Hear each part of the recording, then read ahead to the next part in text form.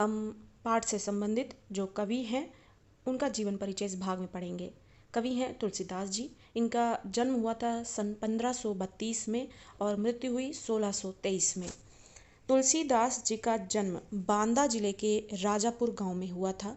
कुछ विद्वान उनका जन्म स्थान सोरो और एटा को भी मानते हैं। हालांकि उनके जन्म स्थान के बारे में विद्वानों में मतभेद है। तुलसीदास का बचपन घोर कष्ट में बीता। जो तुलसीदास जी का जन्म है वो जन्म स्थल कौन सा है उसके विषय में आज भी जो विद्वान हैं वो एक मत नहीं है, यानी सारे विद्वानों के विचार एक जैसे नहीं मिलते हैं। कोई तुलसीदास जी का जन्म स्थल कुछ बताता है, कोई कुछ बताता है, तो इसलिए विद्वानों में मतभेद है आज भी उनके जन्म स्थान को लेकर। तुलसीदास जी का जो बचपन है वो घोर कष्ट में बीता है। बहुत ही परेशानियों से उनका जीवन बीता है बचपन का।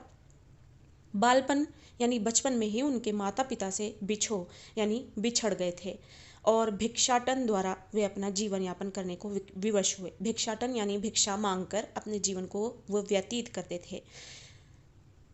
गुरु नरहरि दास की कृपा से उन्हें राम भक्ति का मार्ग मिला। उनको एक गुरु मिले जिनका नाम था नरहरि दास। उनकी शरण में आकर उन्होंने राम भक्ति सीखी और राम भक्ति से ही उन्होंने अपने जीवन में आगे का विकास मार्ग देखा। तो जब उन्हें गुरु मिले नरहरि दास तो उन्होंने राम के विषय में उन्हें कई जानकारियाँ दी, राम भक्ति सिखाई और उनको एक मार्ग दिखाया। रत्नावली से उनका विवाह होना और उनकी बातों से प्रभावित होकर तुलसीदास का गृह त्याग करने की कथा प्रसिद्ध है। और सबने ये कहानियाँ पढ़ी हुई हैं तुलसीदास जी के साथ क्या हुआ था, कि उनका विवाह किस तरीके से हुआ और उसके बाद पत्नी की बातों को दिल से लगाने के बाद उन्होंने घर त्याग दिया और किस तरीके से अपने जीवन में उन्होंने कितने बड़ी बड़ी चीज़ें की।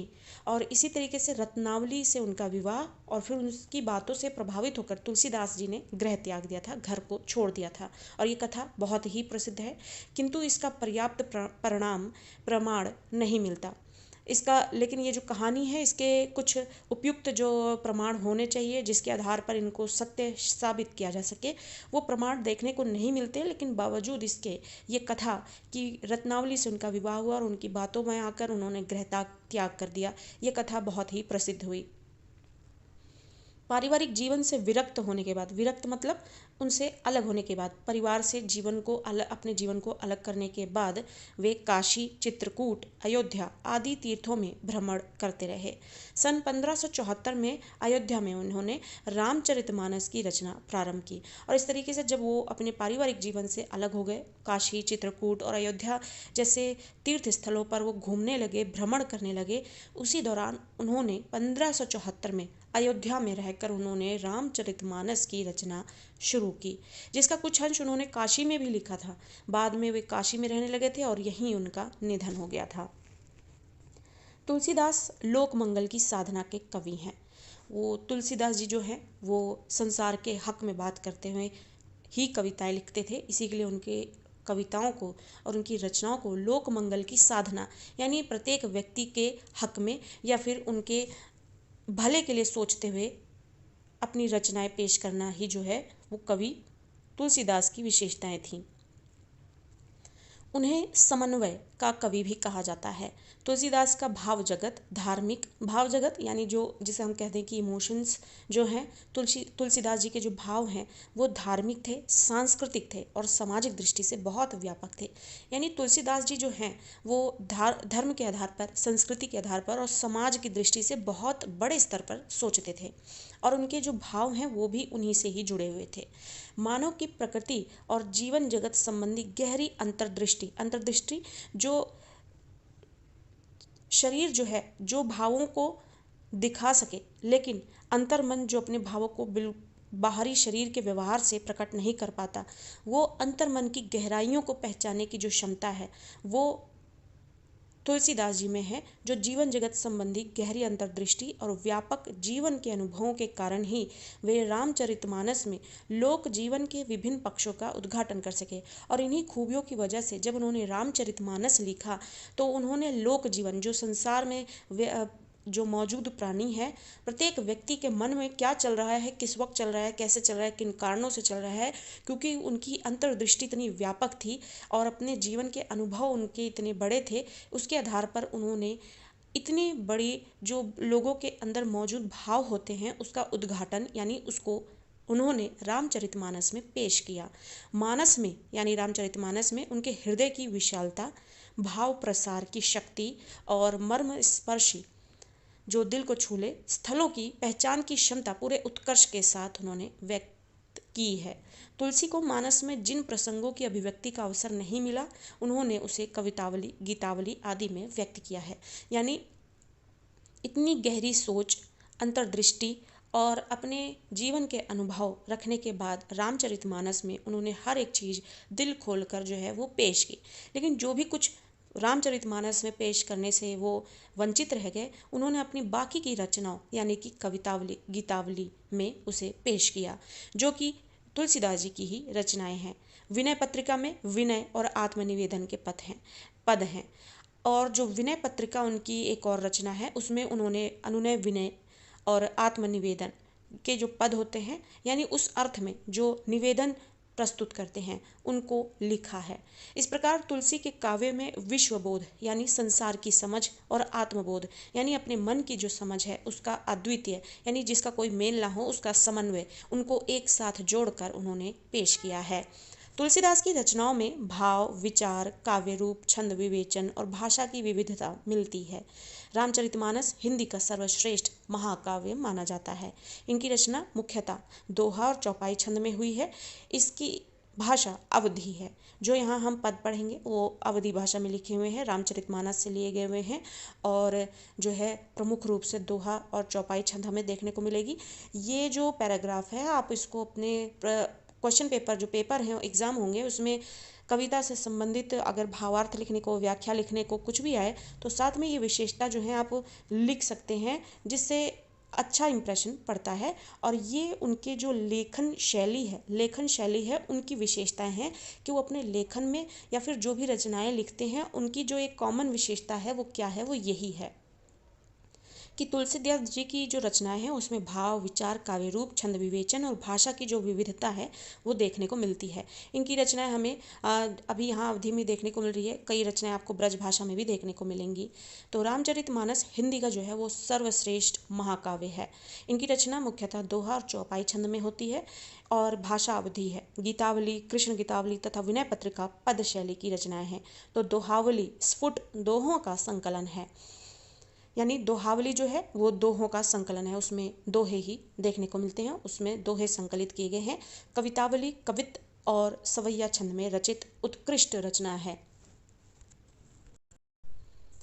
ब्रज और अवधी दोनों ही भाषाओं पर तुलसी का असाधारण अधिकार था। असाधारण जिसका कोई कंपटीशन ना हो, जिसको हम कह सकते हैं वो अनोखा हो, जो संसार में सभी से जो सबसे अलग हो और साधारण नहीं हो और विचित्र हो, अनोखा हो और उस तक पहुंचने की और किसी की क्षमता ना हो।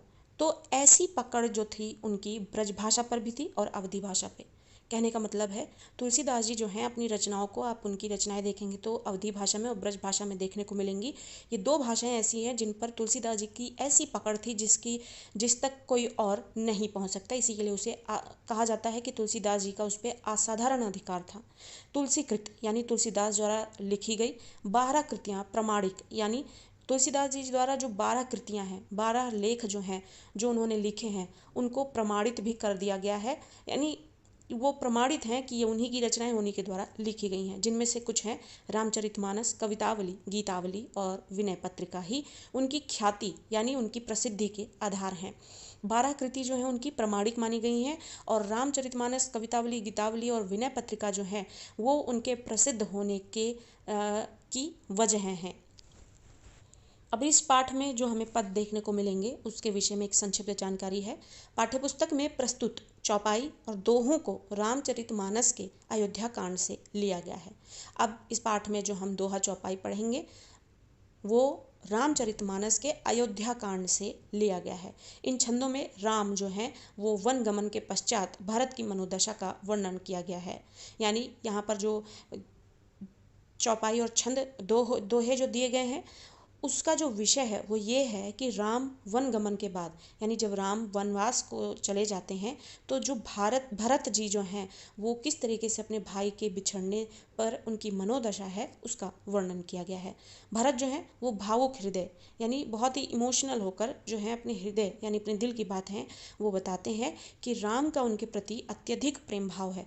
किस प्रकार उनका राम के प्रति बहुत ही अधिक ज़्यादा प्रेम भाव है। और इसी के लिए पाठ का शीर्षक भी भरत राम का प्रेम है कि क्योंकि इस पाठ में जितने भी छंद दिए गए हैं वो सारे के सारे छंद जो हैं भरत और राम जी के जो बीच जो प्रेम है उसको ही व्यक्त करता है।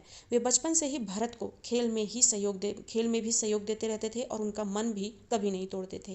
वे कहते हैं कि इस प्रेम भाव को भाग्य सहन नहीं कर पाया और माता के रूप में उसने व्यवधान उपस्थित कर दिया। यानी कहने का अर्थ यह है कि भरत और राम में इतना प्रेम था कि भाग्य उस प्रेम को सहन नहीं कर पाया और माता के रूप में यानी माँ के रूप में वो एक परेशानी के रूप में आकर खड़ा हो गया। राम के वनगमन से अन्य माताएं और अयोध्या के सभी नगरवासी बहुत दुखी थे, अत्यंत दुखी थे। इस पाठ के अगले अंश में गीतावली के 2 पद दिए गए हैं, जिनमें से प्रथम पद में राम के वनगमन के बाद माता कौशल्या के हृदय की विरह वेदना का वर्णन किया गया है। वे राम की वस्तुओं को देखकर उनका स्मरण करती हैं और बहुत दुखी हो जाती हैं। दूसरे पद में माँ कौशल्या राम के वियोग में दुखी अश्वों यानी घोड़ों को देखकर राम से एक बार पुनः अयोध्यापुरी आने का निवेदन करती हैं। और इस तरीके से ये पाठ का एक संक्षिप्त जानकारी थी। आगे पाठ में हम उनको शब्दों के अर्थ के साथ बेहतरीन तरीके से उनकी व्याख्या को समझने का प्रयास करेंगे। भरत राम का प्रेम। पुलकी शरीर सभा भय ठाढ़े, नीरज नयन नेह जल बाढ़े। कहब मोर मुनिनाथ निबाहा, एहिते अधिक कहो मैं काहा। मैं जानऊ निज नाथ सुभाऊ, अपराधी हूँ पर कोह न काहू। मोह पर कृपा स्नेहु बिसेखी, खेलत खुनिस न कबहू देखी। शिशुपन ते परिहरेऊ न संगू, कबहू न कीन्ह मोर मन भंगू।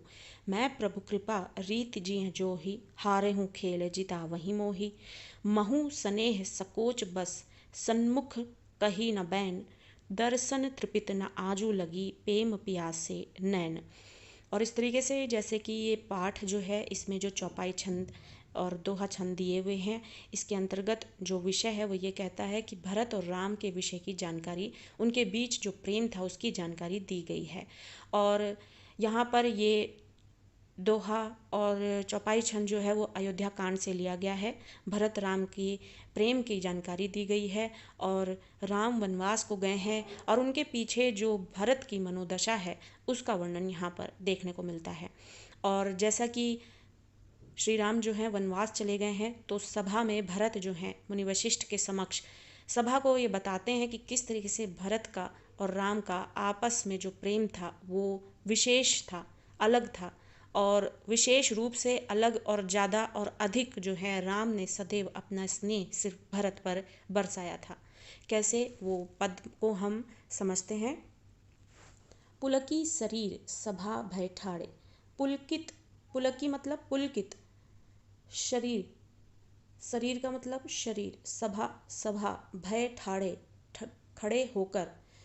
नीरज नयन नेह जल बाढ़े। नीरज कमल के समान आंखें, कमल के समान आंखों में, नेह जल बाढ़े। जल यानी आंसू, बाढ़े मतलब बहते हैं और बढ़ते हैं। तो सभा में पुलकित शरीर के साथ भरत खड़े होते हैं और कमल के समान आंखों में जब उनके आंसू आ जाते हैं अपने भावों को प्रकट करते हुए। कहब मोर मुनिनाथ निबाहा। कहब मोर, कहब मतलब कहना, मोर मतलब मेरा, मुनिनाथ यानी मुनि वशिष्ठ को कहा जा रहा है। निबाहा मतलब निभाना। तो मेरा कहा हुआ तो मुनिनाथ ने ही निभा दिया है। यानी मेरे और श्री राम के बीच का जो स्नेह है मुनि वशिष्ठ ने किस तरीके से उसे बयां किया है वो भरपूर और पूरी तरीके से उन्होंने बता दिया है। यानी जो मैं कहना चाहता था मुनि वशिष्ठ ने उसे पहले ही निभा दिया है। कहब मोर मुनिनाथ निभाहा, मेरा कहा हुआ मुनिनाथ ने निभा दिया है। एहिते अधिक कहो मैं कहा। एही यानी इससे, ते ज़्यादा, एहिते इससे, अधिक मतलब ज़्यादा, कहो मैं कहा, मैं क्या कहूँ, कहा मतलब क्या, कहो मतलब कहना। यानी जब मुनिनाथ ने जो मैंने बोलना चाहा था अपने और श्री राम के स्नेह के विषय में, मुनिनाथ ने उसे निभा दिया है। और इससे ज़्यादा मैं अब और क्या बताऊं, एहते अधिक, इससे अधिक कहूँ मैं कहा, मैं क्या कहूँ। मैं जानूं निज नाथ सुभाऊं, मैं यानी भरत स्वयं को संबोधित कर रहे हैं, जानूं जानता हूँ, निज स्वयं, नाथ यानी श्री राम, स्वभाव मतलब स्वभाव, मैं अपने नाथ के स्वभाव को स्वयं ही जानता हूँ। अपराधियों पर कोह न काहू, अपराधियों यानी अपराधी, पर कोह, कोह यानी क्रोध, ना मतलब नहीं, काऊ या मतलब कभी, यानी श्री राम ने तो आज तक कभी किसी अपराधी पर भी अपना क्रोध नहीं प्रकट किया है।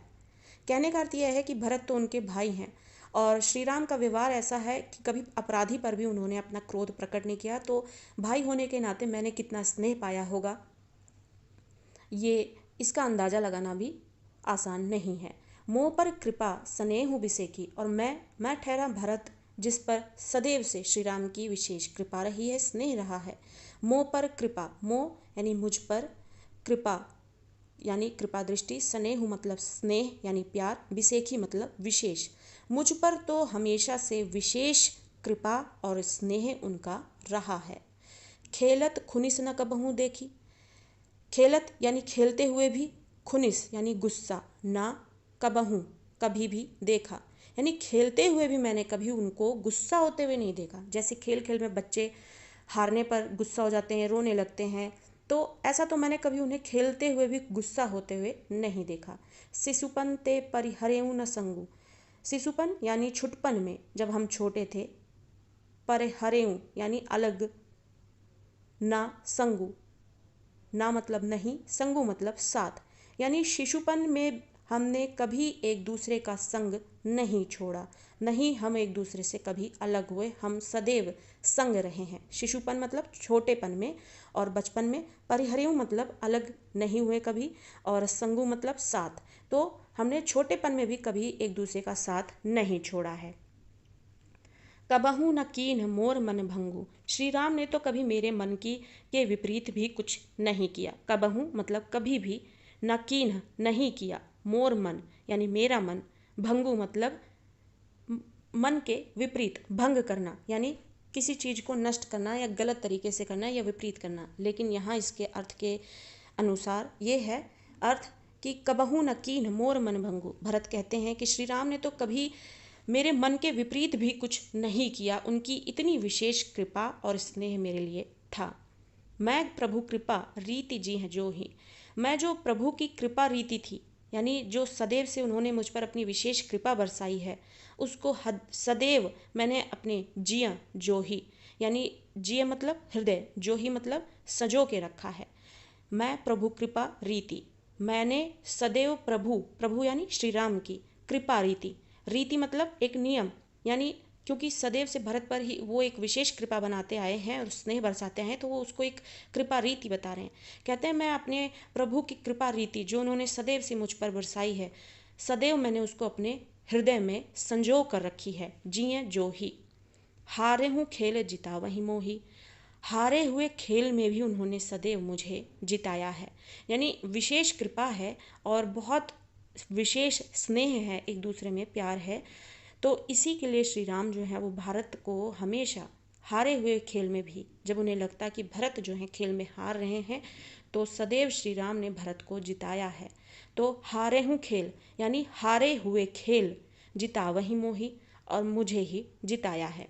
महू स्नेह सकोच बस, मैं भी, महू मतलब मैं भी, स्नेह और संकोचवश, स्नेह मतलब स्नेह और प्यार में, संकोचवश यानी संकोच में होकर, शर्म में होकर, सन्मुख यानी उनके मुख के समक्ष, कही न बैन, कभी भी एक वाणी भी नहीं कही है, कही कहना, ना मतलब नहीं, बैन मतलब वाणी, यानी एक वाणी यानी एक आवाज़ भी मैंने कभी उनके सम्मुख, उनके स्नेह में और उनके संकोच में, उनकी इज्जत करते हुए कभी नहीं कहा है।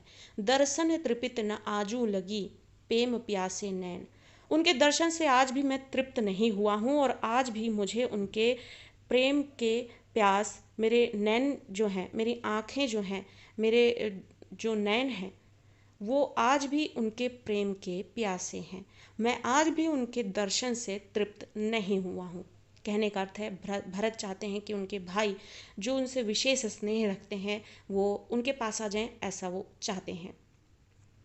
एक बार फिर से दोहरा लेते हैं।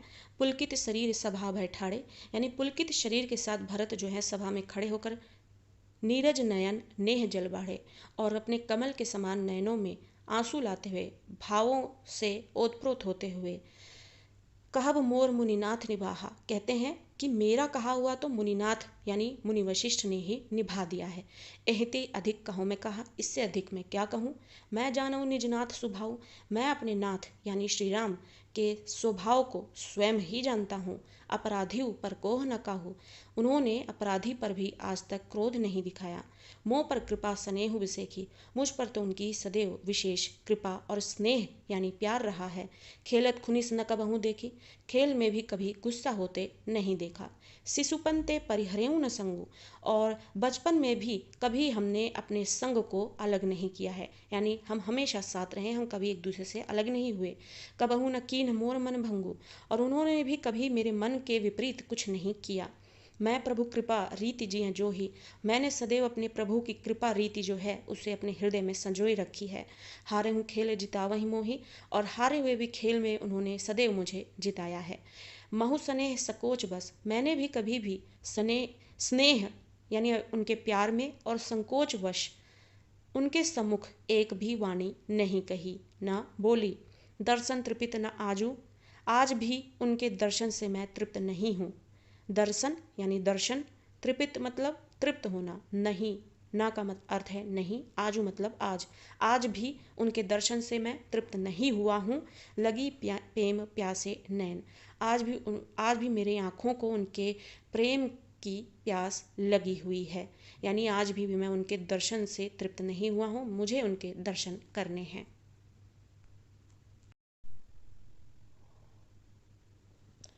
विधि न सकेउ सहे मोर दुलारा, नीच बीच जननी मिस पारा। यहू कहत मोहि आजु न शोभा, अपनी समुझी साधु सुचिको भा। मातु मंद में साधु सुचाली, उर अस आनत कोटि कुचाली। फरई की कौदव बाली सुसाली, मुक्ता प्रसव की संबुक काली। सपने हूँ दोसक ले सुन काहू, मोर अभाग उदधि अवगाहू। बिनु समझे निज अग परिपाकू, जारियूं जाए जननी कही काको। हृदय हेरि हारियूं सब ओरा, एकही भांति भले भल मोरा। गुर गोसाई साहिब सिय रामो, लागत मोहि नीक परिणामो। साधु सभा गुर प्रभु निकट, कहूँ सुथल सति भाऊ। प्रेम प्रपंचु की झूठ फुर, जानहि मुनि रघुराऊ।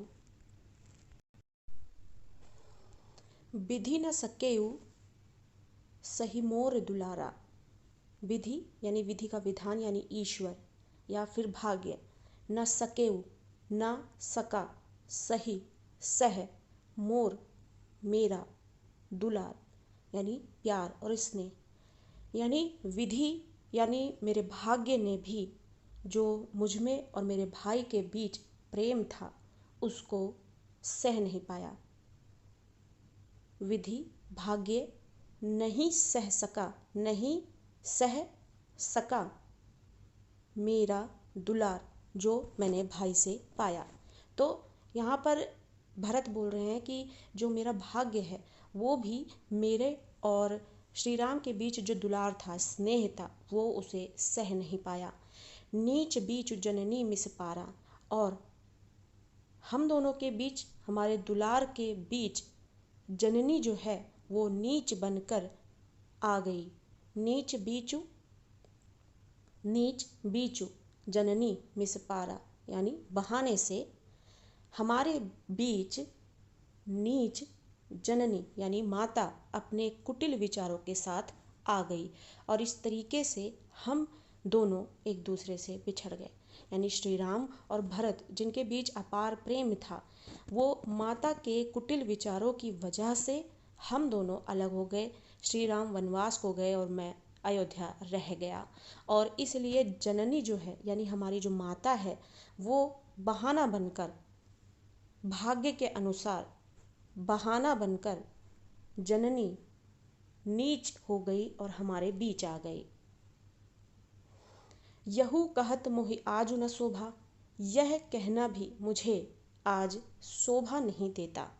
और ये कहना भी मुझे, यहू मतलब यह, कहत मतलब कहना, मुझे आज शोभा नहीं देता।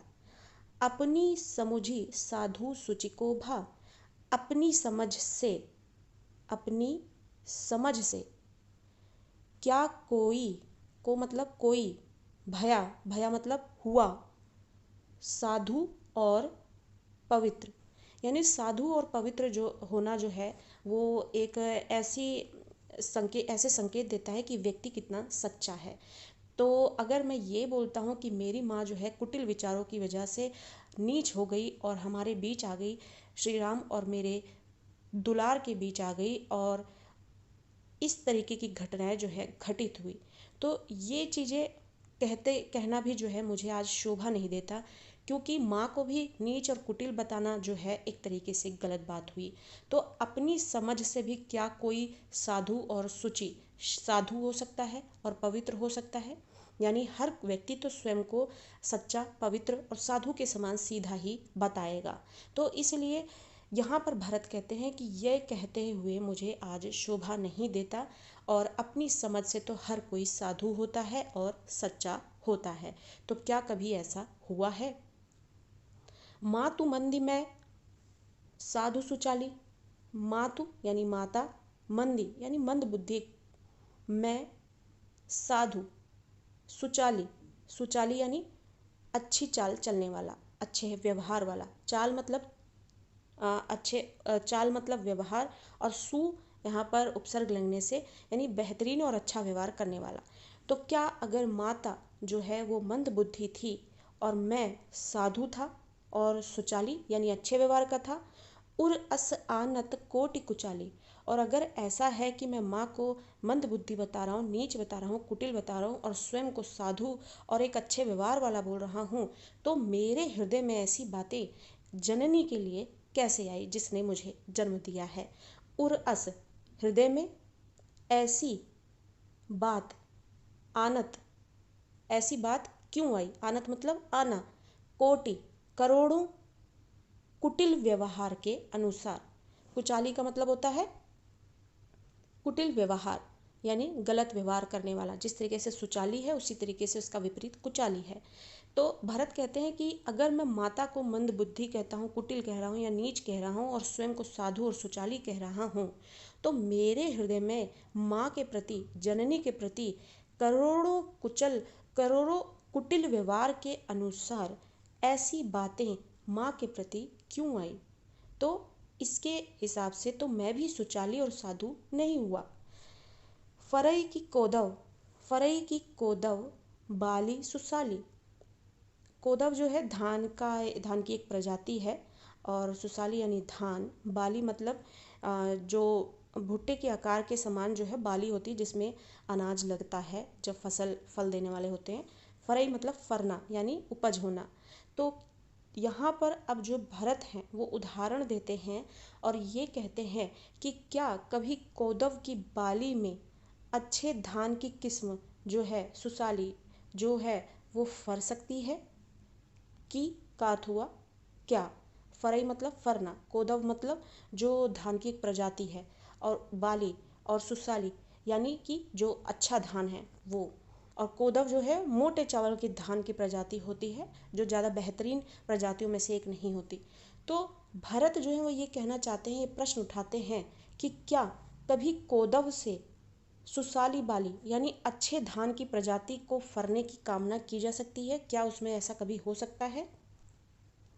मुक्ता प्रसव की संबुक काली, और क्या की का अर्थ यहाँ पर क्या है, क्या कभी काले घोंघे से, संबुक मतलब घोंघे से, मुक्ता मतलब मोती, प्रसव मतलब उत्पन्न होना, या कभी काले घोंघे से उत्तम किस्म के मोती के उत्पन्न होने की या उसके ला सकने की कामना की जा सकती है, या कभी ऐसा हो सकता है।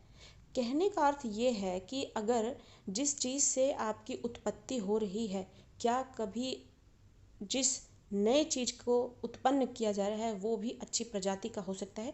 तो एक तरीके से वो अपनी जननी और स्वयं को यहाँ पर जो है दोष दे रहे हैं कि अगर मेरी माँ यानी मेरी जननी अगर ऐसी है तो जाहिर है कि मैं भी साधु और सुचाली नहीं हो सकता, और इस हिसाब से अगर मेरी माँ कुटिल है, नीच है, तो मैं भी वैसा ही हूँगा, कुटिल और कोटि करोड़ों कुटिल विचारों वाला, व्यवहार वाला। तो इसी के लिए उदाहरण में ये दो उदाहरण दिए गए हैं कि क्या कभी कोदव की बाली से अच्छे धान की प्रजाति के फरने की कामना की जा सकती है, या फिर काले घोंगे से कभी अच्छे प्रजाति की मोती की कामना की जा सकती है। सपने हूँ दोषक लेसु न काहूँ, सपने में भी ये दोष मैं कभी इस दोष से उन्हें लेस यानी किसी पर दोषारोपण करना नहीं कर सकता। मोर अभाग उदधि अवगाहु, ये मेरा दुर्भाग्य है जो मुझसे ऐसा करवा रहा है। मेरे दुर्भाग्य के परिणाम स्वरूप ही जो है ये कुटिल विचार और व्यवहार मुझसे हो रहे हैं। मोर यानी मेरा, अभाग मतलब दुर्भाग्य जो सागर के समान बड़ा है, उसके कारण ही ये सब हो रहा है।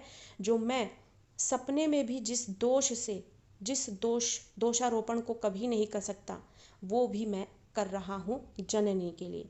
तो सपने हूँ दोषक ले सुना काहू, यानी सपने में भी इस दोष से ये दोष नहीं कह सकता और लगा सकता। ये मेरा मोर अभाग यानी दुर्भाग्य है जो सागर के समान बड़ा और गहरा है।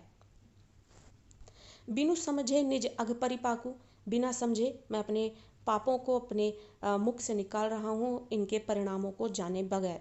जार्यूं जन जाए जननी कही काकू, और ऐसा कहकर मैं अपनी जननी का हृदय भी जार रहा हूँ। जार्यूं जाए यानी जलाते हुए, जननी यानी माता, कही काकू ऐसा कहते हुए। तो मेरा दुर्भाग्य है जो मुझसे ये सब करवा रहा है, और मैं बिना इनके परिणाम को जाने इस तरीके के पाप जो हैं बोले जा रहा हूँ और निकाले जा रहा हूँ बिना समझे स्वयं ये पाप जो है मेरे मुख से निकल रहे हैं। जार्यूं जाए जो मेरी जननी के हृदय को जला रहे हैं, ऐसा कहकर। हृदय हेरी हारेऊं सब ओरा, हृदय जो है यानी मेरा हृदय जो है अब चारों ओर सहारा ढूंढ कर हार चुका है। हृदय हेरी हृदय ढूंढ कर, हेरी मतलब ढूंढना, हारे मतलब हार गया, सब ओरा यानी सब और। मेरा हृदय जो है किसी सहारे को ढूंढते हुए, चारों तरफ ढूंढते हुए हार चुका है। अब एक ही प्रकार से जो है मेरा भला हो सकता है, एक ही प्रकार से मेरा भला हो सकता है। गुरु गोसाई साहिब सिय रामू, सीता और राम जो कि मेरे गुरु हैं, गोसाई हैं, साहिब हैं, लागत मोहि नीक परिणाम हूँ, वही मुझको नीक अच्छे परिणाम देने वाले लगते हैं हम। तो भरत जो है ये कह रहे हैं कि मेरे और श्री राम के बीच जो दुलार था उसकी बिछड़ने की वजह जो है मेरी माँ बनती हैं, और अगर मैं अपनी माँ को कुटिल कह रहा हूँ तो ऐसे विचार जो हैं मुझको भी साधु और सुचाली नहीं बनाते, बल्कि करोड़ों कुटिल व्यवहार और विचार वाले व्यक्ति को समक्ष पेश करते हैं। क्या कभी कोदव की बाली से सुशाली यानी अच्छे धान की प्रजाति को फरने की कामना की जा सकती है, या फिर काले घोंगे से अच्छी प्रजाति की मोती के लाने की कामना की जा सकती है। सपने में भी जिस दोष को मैं दोषारोपण को नहीं कर सकता, वो मेरा दुर्भाग्य है जो सागर के समान गहरा है, बड़ा है, विशाल है, जो मुझसे ये करवा रहा है। बिना समझे ये पाप जो मैंने अपने मुख से निकाला है, जिससे मेरे जननी का हृदय जला है। हृदय हेरु हारेउ सब ओरा, और अब मैं अपने इस पाप से बचने के लिए कोई सहारा ढूंढ रहा हूँ, कोई किनारा ढूंढ रहा हूँ, और मेरा हृदय जो है वो सब और इसे ढूंढ कर उस सहारे को हार चुका है, और अब एक ही प्रकार जो है वो रह गया है मेरा भला करने के लिए। सीता और राम जो कि मेरे गुरु हैं, गोसाई हैं, साहिब हैं, वो उन्हीं से मुझे अच्छे परिणामों की कामना होती दिख रही है। साधु सभा गुर प्रभु निकट कहूँ सुथल सती भाव, सच्चे भावों से मेरा मन जो है वो ये कहता है कि साधु और सभा, इस सभा में जहाँ साधु हैं, गुरु हैं, प्रभु हैं हमारे, जो मेरे निकट हैं, वो सुथल है, यानी एक जो एक बेहतरीन स्थान है जो मुझे मेरे गलत व्यवहार, कुटिल व्यवहार से मुझे बचा सकते हैं। और यही एक बेहतरीन स्थान है, क्योंकि ये मेरा सच्चे मन से ये भाव मेरे मन में आता है कि ये सभा जहाँ पर मेरे साधु, गुरु, प्रभु सब निकट हैं, जिस सभा में, वो सभा जो है वो उसके विषय में ऐसी सोच कि वो सुथल है, एक ऐसा स्थल है, एक ऐसा स्थल है जो देव स्थल सा मुझे प्रतीत होता है, जो मेरा सहारा बन सकता है, जो मेरे पापों के गलत परिणामों से मुझे बचा सकता है। वो मेरा प्रेम है, प्रपंच नहीं, झूठ नहीं और सच है। लेकिन ये बात जो है मेरे रघुराम यानी श्री राम यानी मेरे भाई ही जो हैं और मुनि जो हैं, वो ही सिर्फ जानते हैं कि मेरे मन में ये झूठ है या फुर है, यानी ये झूठ है कि सच है, या प्रेम है, या फिर प्रपंच है। तो ये सिर्फ मेरे भाई और मेरे मुनि जो हैं वो ही जानते हैं ऐसा। तो इसलिए जो है यहाँ पर भरत ने अपने मन की जो व्यथा है, जिस बात से वो व्यथित हैं, पहला ये कि श्री राम से उनका बिछोह हो गया है, उनसे अलग हो गए हैं। दूसरा, माता को उन्होंने नीच कहा, कुटिल कहा, उसकी वजह से। और फिर उसके बाद अपने भावों को सच्चा बताने के लिए वो कहते हैं कि जहाँ मेरे साधु, गुरु और प्रभु मेरे निकट हैं, वो सभा ही मेरे लिए एक ऐसी जगह है, एक ऐसा स्थल है जहाँ मेरे भाव सच्चे रूप में सामने आए हैं। और ये एक प्रेम है मेरा जो बोल रहा है, ना कि प्रपंच है। और ये झूठ नहीं, ये सच है, जिसे सिर्फ मुनि और रघुराव यानी श्री राम जानते हैं। एक बार इसे फिर से दोहरा लेते हैं। विधि न सकेऊ सही मोर दुलारा, नीच बीच जननी मिस पारा। विधि यानी मेरे भाग्य ने जो है वो मेरे और श्री राम के बीच के प्रेम को सह नहीं पाया, और जननी जो है वो नीच बनकर हमारे बीच बहाने से, दुर्भाग्य होने की वजह से बहाने से हमारे बीच आ गई। और ये कहते हुए मुझे आज शोभा नहीं देता, अपनी समझ से हर कोई साधु और पवित्र कोई कभी हुआ है। अगर माता जो है वो मंद है यानी मंद बुद्धि है, तो क्या मैं साधु और सुचाली यानी अच्छे व्यवहार वाला हूँ? ऐसी बातें आना मन में, हृदय में करोड़ों कुटिल व्यवहार के समान होता है। क्या कभी कोदव की बाली से अच्छे धान के फरने की कामना की जा सकती है? या फिर काले घोंगे से मोती, अच्छे प्रजाति की मोती के उत्पन्न होने की संभावना हो सकती है?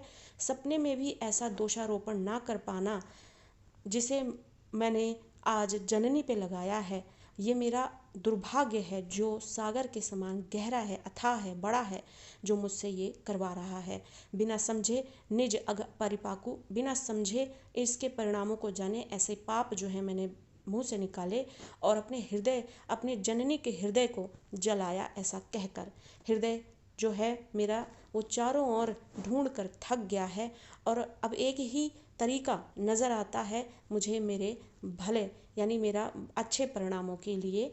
गुरु गोसाई साहिब यानी सीता और राम जो हैं, वो जो कि मेरे गुरु हैं, गोसाई हैं, साहिब हैं, जिनसे मुझे अच्छे परिणामों की कामना दिखाई देती है और लगती है। साधु सभा गुरु प्रभु निकट कहूँ सुथल सतिभाव। सतिभाव मतलब कि अपने सच्चे भावों के साथ मैं ये महसूस कर रहा हूँ और मैं ये बता रहा हूँ सभा को कि जिस सभा में मेरे साधु, गुरु, प्रभु मेरे निकट हैं, वही ऐसा स्थल है जो मुझे मेरे गलत परिणामों से मेरे गलत व्यवहार के परिणामों से मुझे बचा सकते हैं। और ये मेरा प्रेम है, ना कि प्रपंच, और ये सच्चाई है, ना कि झूठ, जिसे मेरे मुनि और रघुराव यानी मेरे गुरु, मुनि और रघुराव यानी मेरे भाई यानी श्री राम ही इस बात को जानते हैं कि मेरे हृदय में कितना झूठ है और कितना फुर है, कितना प्रेम है और कितना प्रपंच है। भूपति मरन पेम पनु राखी, जननी कुमति जगतु सब साखी। देखी न जाहि विकल महतारी, जरहि दुसह जरपुर नर नारी। मही सकल अनरथ कर मूला, सो सुनि समुझि सह्यूं सब सूला। सुनिबन गवनु कीन्ह रघुनाथा, करि मुनि वेश लखन सिय साथा। बिन पान्हिन पया देहि पाए, शंकरु साखी रहूं एहि घाय। बहुरि निहारी निषाद सनेहु, कुलिस कठिन उर भयउ न बेहु। अब सब आँखिन देखें आई, जियत जीव जड़ सबई सहाय।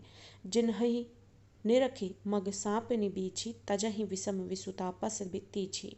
तेई रघुनंदनु लखनु सिए, अनहित लागे जाहि। तासु तनय तज दुसह दुख, देव सहावै काहि। जैसा कि पाठ 7 और कवि तुलसीदास जी हैं और अयोध्या कांड से लिए हुए ये 3 पद हैं, जहाँ पर चौपाई और दोहा छंद देखने को मिल रहा है। और तीसरे भाग में भी जो भरत हैं वो श्री राम से अलग होने के, वियोग होने के दुख में व्यथित हैं और उसकी वजह बता रहे हैं, कारण बता रहे हैं और परिस्थितियों का वर्णन प्रस्तुत कर रहे हैं कि क्या हुआ था जिसकी वजह से श्री राम यानी अपने भाई से उन्हें अलग होना पड़ा। और इस प्रकार वो उनके लिए व्यथित हैं, व्याकुल हैं, बेचैन हैं और माए भी परेशान हैं और किस तरीके से अयोध्यावासी भी जो हैं वो परेशान हैं। भूपति यानी दशरथ जी, मरण मरने, प्रेम प्रेम, पनु मतलब प्रण, राखी मतलब रखना, यानी दशरथ जो हैं वो अपने प्रेम में किए गए प्रण को रखते हुए मर गए। कैकेयी से जो उन्होंने वादा किया था, उन्होंने समय आने पर जब मांगा तो उस प्रेम के प्रण को का पालन करते हुए दशरथ की मृत्यु हो गई। जननी कुमति जगतु सबु साखी, और जननी की कुमति से, मंद बुद्धि से सारा जग, जगतु संसार, सबु सारा, साखी साक्षी, यानी सारा संसार जो है जननी की कुमति का साक्षी है, जानता है कि माता कैकेयी कितनी कुमति यानी उन्होंने कितना गलत व्यवहार किया है। देखी न जाही बिकल महतारी, लेकिन इसके बावजूद भी जो माएँ हैं उनकी व्याकुलता मुझसे देखी नहीं जा रही है। देखी न जाही, देखा नहीं, जाही मतलब जाता, विकल मतलब व्याकुल और बेचैन, महतारी मतलब माएँ, यानी माँओं की व्याकुलता और बेचैनी, श्री राम के वियोग में जो वो परेशान है वो मुझसे देखा नहीं जाता।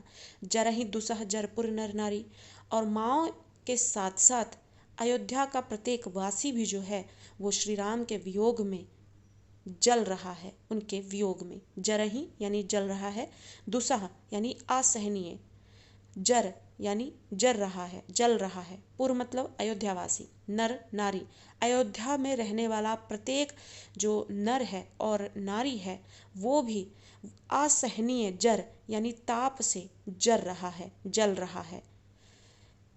मही सकल अनरथ कर मूला, यहाँ भरत स्वयं को सभी कारणों का दोष देते हुए कहते हैं मही यानी मैं ही, सकल पूरे, अनरथ अनर्थ का मूल हूँ, जड़ हूँ, कारण हूँ, वजह हूँ, यानी ये जितनी भी समस्याएं आई हैं इन सारे अनर्थ का जो मूल है वो मैं हूँ।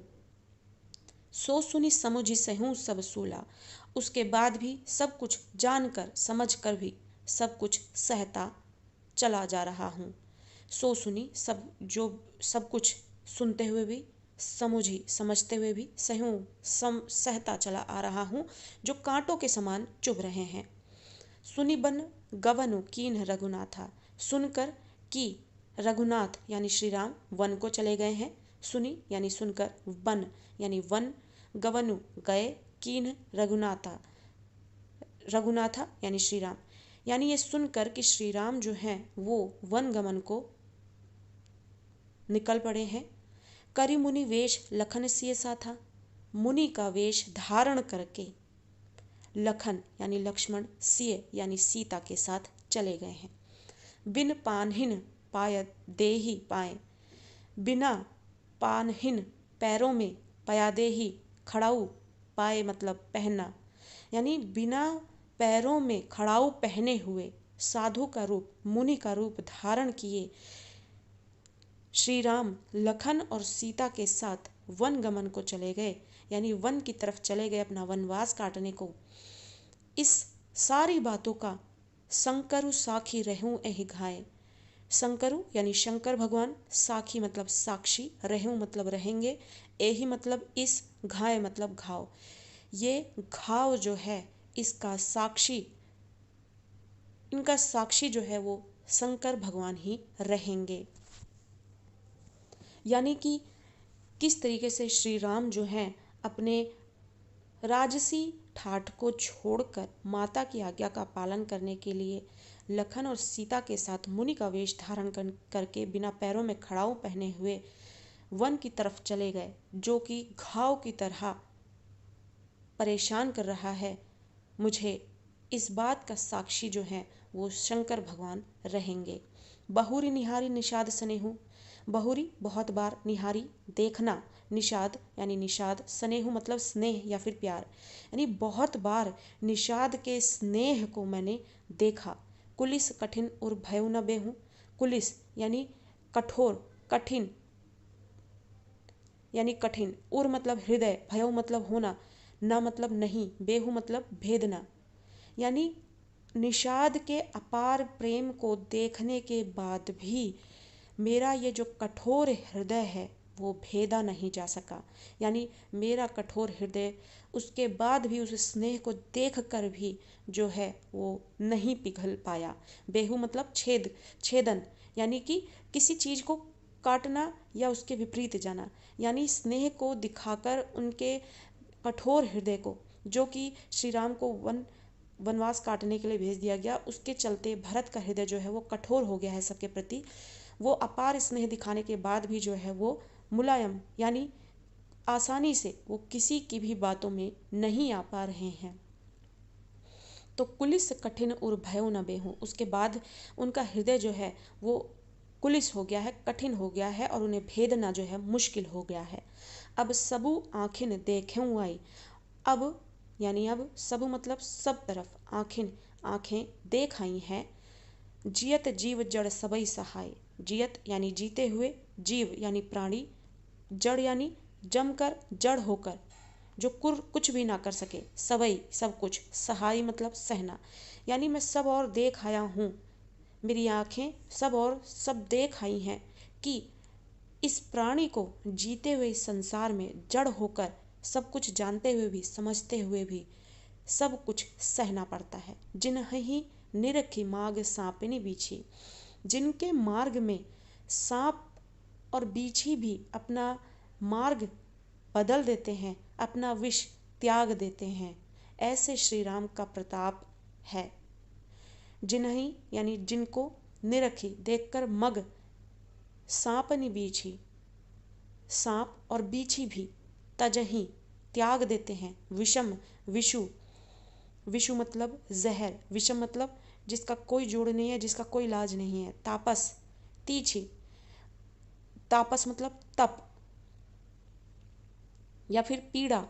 तो ऐसे श्री राम जिनका प्रताप इतना ज़्यादा है कि उनके मार्ग में आने वाले सांप और बीछी भी अपना विष जो है, अपना जहर भी जो है, अपने द्वारा, अपने विष के द्वारा जो दी गई पीड़ा है, ताप है, वो भी वो त्याग देते हैं।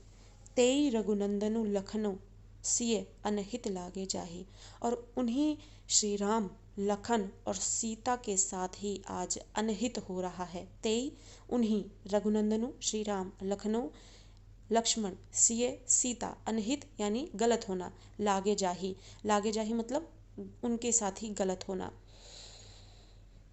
ऐसे श्री राम का प्रताप होने के बावजूद जिनके मार्ग में अगर सांप और बीछी जो अपने जहर की वजह से जाने जाते हैं वो भी त्याग देते हैं, उन प्रताप, तेज प्रताप वाले श्री राम के साथ भी और लखन और सीता के साथ भी आज अनहित हो रहा है, गलत हो रहा है। तासु तनय, उन्हीं के तनय यानी पुत्र, तजी दुसह, तजी मतलब त्याग कर, दुसह असहनीय, दुख, देव सहावई काहि, जिसके जननी के द्वारा इतने बुरे कर्म किए गए हों, उसके पुत्र को त्याग कर श्री राम, लखन और सीता को ही देव ने, ईश्वर ने ही क्यों ये असहनीय दुख सहने की, पीड़ा सहने जो कि सहा नहीं जा सकता, ऐसी पीड़ा उन्होंने उनको दे दी है, बजाय उनके पुत्र को देने के लिए पीड़ा जिन्होंने ये गलत कर्म किए हैं। तासु यानी उनके तनय पुत्र, तजी त्याग, दुसह मतलब असहनीय, दुख मतलब दुख, देव मतलब ईश्वर, सहावई यानी सहना, काहि क्यों सह रहे हैं, यानी कि उनके पुत्र को छोड़कर क्यों श्री राम, लखन और सीता जो हैं इस दुख को सह रहे हैं। एक बार फिर से दोहरा लेते हैं। भूपति मरण पेम पनु राखी, जो दशरथ जी हैं यानी राजा, भूपति का अर्थ है राजा, और राजा दशरथ की बात की जा रही है कि किस तरीके से उन्होंने अपने प्रेम का प्रण का पालन करते हुए उनकी मृत्यु हो गई। जननी की कुमति के कारण, जिसको सारा जग जानता है, साक्षी है, देखी न जाही बिकल महातारी, और माओ की व्याकुलता अब देखी नहीं जाती। जरही दुसह जरपुर नर नारी, और अयोध्यापुर के जो नर नारी हैं उनको भी असहनीय ताप से वो जल रहे हैं। असहनीय ताप यानी श्री राम के वियोग की पीड़ा से वो जल रहे हैं। मही सखल अनरथ कर मूला, मैं ही जो है पूरे अनर्थ का मूल हूँ, जड़ हूँ, कारण हूँ, वजह हूँ। सो सुनी समझू सहूँ सब सुला, सब जानते हुए भी, समझते हुए, सुनते हुए भी सहना पड़ रहा है।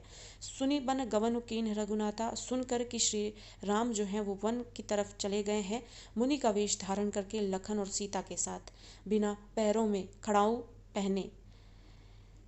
ऐसे घाव का साक्षी जो है सदैव शंकर भगवान रहेंगे। बहुरी निहारी निषाद स्नेह, कई बार निषाद के स्नेह को निहारा है, लेकिन मेरा जो हृदय है वो कठोर हो गया है, कठिन हो गया है, उसे भेदना मुश्किल है। सब और आँखों ने देख आया है कि जीते हुए भी जीव को, प्राणी को जड़ होकर सब कुछ सहना पड़ता है और देखना पड़ता है। जिन श्री राम का ऐसा प्रताप है कि उनके मार्ग में अगर सांप और बीछी भी आ जाते हैं तो अपना विष त्याग देते हैं, अपना ताप त्याग देते हैं। ऐसे रघुनंदन के साथ, लखन के साथ, सीता के साथ ही क्यों अनहित हो रहा है। उनके पुत्र के साथ, उनके पुत्र को ये दुख देने की बजाय श्री राम को क्यों ये दुख देव ने, ईश्वर ने सहने को दिया है। पाठ 7 भरत राम का प्रेम से अब हम इस भाग में पद पढ़ेंगे और यहाँ शब्दार्थ के साथ इस पद की व्याख्या को समझने का प्रयास करेंगे। और इस भाग में भी विषय अभी वही है कि श्री राम जो है वो वनवास काटने के लिए चले गए हैं, और पहले जो है चौपाइयों और छंद, जो दोहा छंद दिए गए थे, उसमें भरत जो है अपनी व्यथा को प्रकट कर रहे थे। यहाँ पर माता कौशल्या का वर्णन प्रस्तुत हुआ है कि किस तरीके से वो श्री राम के वन जाने के बाद उनसे जुड़ी प्रत्येक चीज को देखकर याद करती हैं उन्हें। और यहाँ इस प्रकार से तुलसीदास जी ने जो है वात्सल्य रस को प्रकट किया है, और वात्सल्य रस जो है पद की एक विशेषता है जिसे आप विशेष में भी लिख सकते हैं। तो शुरू करते हैं।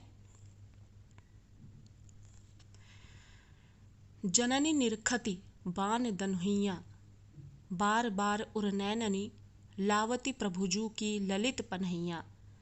कबहू प्रथम ज्यों जाई जगावती, कही प्रिय बचन सवारे, उठा उतात बलि मातु बदन पर, अनुज सखा सब द्वारे। कबहू कहतियों बड़ी बार भई, जहु भूप पहा भैया, बंधु बोली जई जो भावे, गई निछावरी मैया। कबहू समुझ वन गमन राम को, रही चकी चित्र लिखी सी, तुलसीदास वह समय कहें ते, लागति प्रीति सिखी सी। अब जैसा कि माता जो है यहाँ पे श्री राम को याद कर रही हैं और उनसे जुड़ी चीज़ें, उनके बचपन से जुड़ी चीज़ें जो भी हैं उनको भी याद करती हैं, और वो वक्त उन्हें याद आ जाता है, और इससे श्री राम का जो है स्मरण होता है उन्हें, और उनके विरह में वो अपने आप को व्याकुल कर लेती हैं, बेचैन होती हैं, परेशान होती हैं उनके विरह में। जननी निरखती बान धनुया, धनुया मतलब बच्चों के खेलने लायक जो छोटी धनुष होती हैं वो, बाण मतलब बाण, निरखती मतलब देखती हैं। जननी माता कौशल्या जो है श्री राम के बचपन की जो धनुया है और बाण है उनको देखती हैं और उनका स्मरण करती हैं। बार बार उरनैननी लावती, प्रभुजू की ललित पन्हैया। बार बार यानी निरंतर, बार बार, उर मतलब हृदय, नैननी मतलब आँखों पर, आँखों से, लावती मतलब लगाती हैं, प्रभुजू यानी प्रभु जी की, ललित पन्हैया, ललित यानी सुंदर, छोटी छोटी, पन्हैया मतलब छोटी छोटी, जो उनके पैरों में जूतियाँ वो पहना करते थे वो।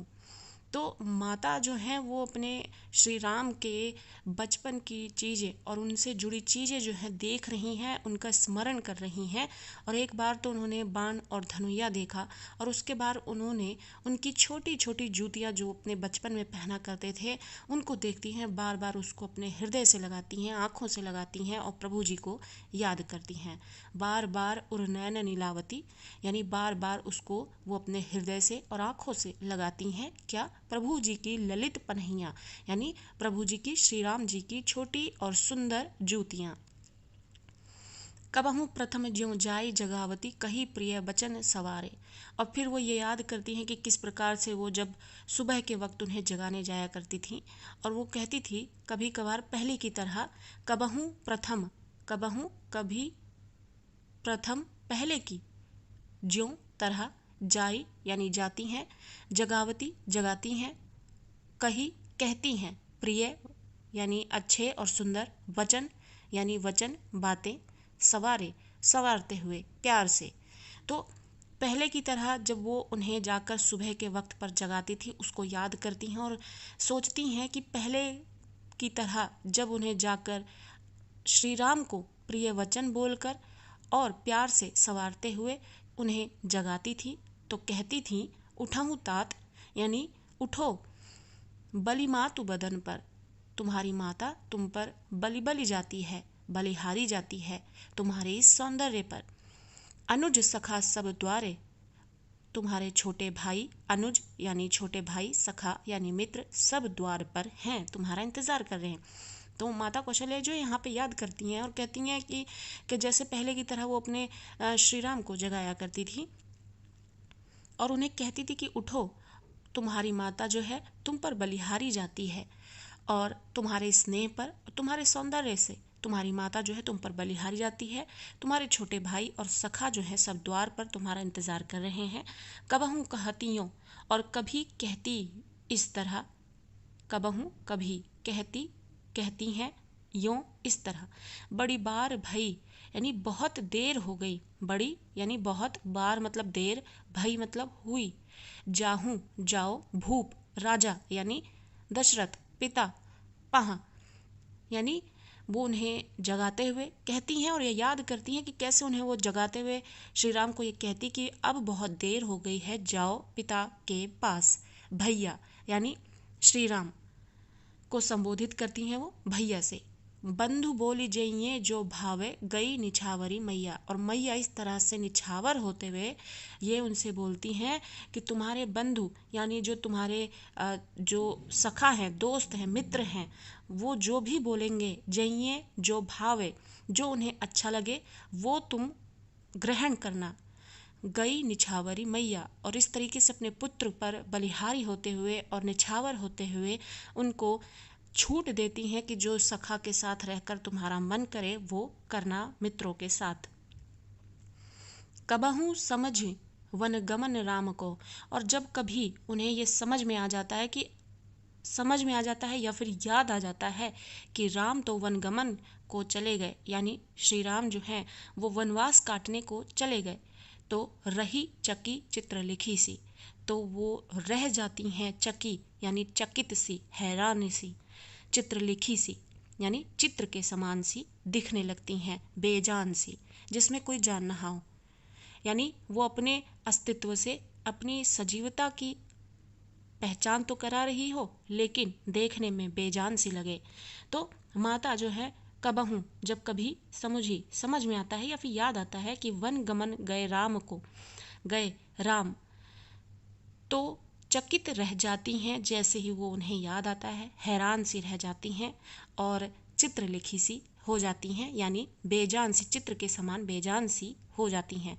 अब आप यहाँ देखेंगे चित्र लिखी सी उपमा अलंकार देखने को मिल रहा है, तो ये सब जो है पद के विशेष में आ सकता है। लिख सकते हैं हम, तुलसीदास वह समय कहेते लागत प्रीति सिखी सी। तुलसीदास जी कहते हैं कि उस समय तो लगता है जैसे माता कौशल्या ने जो है अपने जीवन की बहुत बड़ी सीख ले ली है और अपने आप को ये समझा लिया है कि उन्हें अपने पुत्र को पाने के लिए इंतज़ार करना पड़ेगा, अपने पुत्र प्रेम को पाने के लिए अब इंतज़ार करना पड़ेगा, क्योंकि कुछ ऐसा हो गया है जिससे कि पुत्र को अब इस समय और उसके प्रेम को और उसके दर्शन को माँ जो है अब व्याकुल सी ही रह सकती है। और इस प्रीति ने यानी पुत्र प्रेम ने उनको बहुत सारी और बड़ी बातें जो हैं सिखा दी हैं। एक बार फिर से दोहरा लेते हैं पद को और समझ लेते हैं। जननी निरखति बाण धनुइया। जननी यानी माता कौशल्या जो है श्री राम के बचपन की छोटी धनुष और बाणों को निरखती हैं, देखती हैं, बार बार उसको हृदय से और आँखों से लगाती हैं प्रभु जी की छोटी और सुंदर ज्योतियाँ। कभी पहले की तरह वो जाती हैं और याद करती हैं कि किस तरीके से प्रिय वचन मीठे बोल के साथ संवारते हुए उन्हें जगाती थी और कहती थी कि उठो तात, तुम्हारी माता तुम्हारे सौंदर्य पर और अपने पुत्र प्रेम पर बलिहारी जाती हैं। अनुज सखा यानी छोटे भाई और मित्र सभी द्वार पर खड़े हैं। कबहू कहती और कभी कहती कि उठो बहुत देर हो गई है, पिता के पास जाओ। भैया, भैया जो कि संबोधन है जो कि माता कौशल्या श्री राम के लिए प्रयोग करती हैं। बंधु जो भी बोले वही उसी तरह अपने मित्रों के पसंद के अनुसार ही बाहर जाकर उनसे बंधु बोली जो मित्र बोले, जइये जो भावे, और जो उन्हें जो भाए वही करना गई निछावरी मैया। और इस तरीके से माँ जो है निछावर होकर पुत्र के प्रेम में उनसे ये बोलती है कि जो भी मित्र बोले और जो उन्हें अच्छा लगे वही करना। कबहू समुजीवन गमन राम को रही चकी चित्र लिखी से। और जब ये सब याद करते हुए उन्हें ये याद आ जाता है, समझ में आ जाता है कि श्री राम तो वनवास काटने के लिए निकल गए हैं, तो वो चकित सी या चकी यानी चकित सी, हैरान सी, व्याकुल सी हो जाती हैं और चित्र के समान बेजान सी हो जाती हैं। तुलसीदास जी कहते हैं कि समय वह समय कहते, उस समय ऐसा लगता है कि इस प्रीति ने यानी प्यार ने, स्नेह ने यानी पुत्र प्रेम ने जो है माता को बहुत बड़ी सीख दे दी है कि उन्हें किस प्रकार से अब अपने पुत्र को पाने के लिए, उसके प्रेम को पाने के लिए, उसके दर्शन को पाने के लिए, अपने पुत्र प्रेम से जो उन्हें बिछो हुआ है उनको बहुत बड़ी बातें सिखा दी हैं और वो प्रीति जो है अब उन्हें राघव एक बार फिर आवो, एबर बाज बिलो की आपने बहुरो बनहि सिधावो। जे पय प्याये पोखि कर पंकज वार वार चुचकारे, क्यों जी वही मेरे राम लाडले ते अब निपट बिसारे। भरत सौगुनी सार करत हैं अति प्रिय जानि तिहारे, तदपि दिन ही दिन होत झांवरे मनहु कमल हिम मारे। सुनहु पथिक जो राम मिलहि बन कहियो मातु संदेशो, तुलसी मोहि और सबहिन ते इनको बड़े अंदेशो। अब यहाँ पर फिर से कौशल्या माता जो हैं वो श्री राम को संबोधित करती हैं और कहती हैं कि एक बार यहाँ फिर से आ जाओ। और वजह क्या बताती हैं देखते हैं इस पद का अर्थ समझते हुए। राघव, यहाँ पे माता कौशल्या जो है श्री राम को राघव से कहकर संबोधित करती हैं। राघव यानी श्री राम। हे श्री राम, एक बार फिर आवो। फिर मतलब एक बार दोबारा आकर फिर चले जाना, यानी घूम कर यहाँ पर एक बार फिर चले जाओ। घूमने से अर्थ यहाँ पर घूमना नहीं है, यानी एक बार वहाँ से आकर चले जाने को कह रही हैं। कोई वजह बताते हुए एक बार फिर आवो, यानी एक बार तुम यहाँ पर आ जाओ। एबर बाज बिलो की, और एक बार बाजी यानी अपने घोड़ों को बिलो की यानी देख कर चले जाना। आपने बहुरो बन ही सिधावो, और फिर वन की तरफ सिधावो चले जाना। जे पय प्याये पोखी कर पंकज वार वार चुचकारे, जिन कर पंकज यानी कमल रूपी कर यानी हाथ, कमल रूपी हाथों से पय प्याई इन्हें पानी पिलाया है, पोखा है यानी इनको प्यार किया है, इनका पोषण किया है, वार वार चुचकारे और बार बार इनको अपने हाथों से सहलाकर इनको पुचकारा है, सहलाया है और इन्हें प्यार दिया है। क्यों जी वही मेरे राम लाडले ते अब निपट बिसारे। हे मेरे राम लाडले, क्यों इन जीवों को, क्यों जी वही, क्यों जी वही मतलब इन जीवों को यानी घोड़ों को, ते अब निपट बिसारे, क्यों अब निपट यानी पूरी तरीके से, बिसार यानी कि भुला दिया है तुमने, क्यों तुम इनका ख्याल नहीं करते। और इसीलिए माता कौशल्या यहाँ पे श्री राम को संबोधित करते हुए कहती हैं कि उन्हें एक बार आकर देख लो, उनकी हालत देख लो और आके फिर से वन की तरफ चले जाना। राघव एक बार फिर आओ, राघव तुम एक बार यहाँ आ जाओ। ए बार बाज बिलो की, एक बार घोड़ों को देख लो, अपने आपने बहुरो बन ही सिधावो। और फिर स्वयं ही वन की तरफ पुनः चले जाना।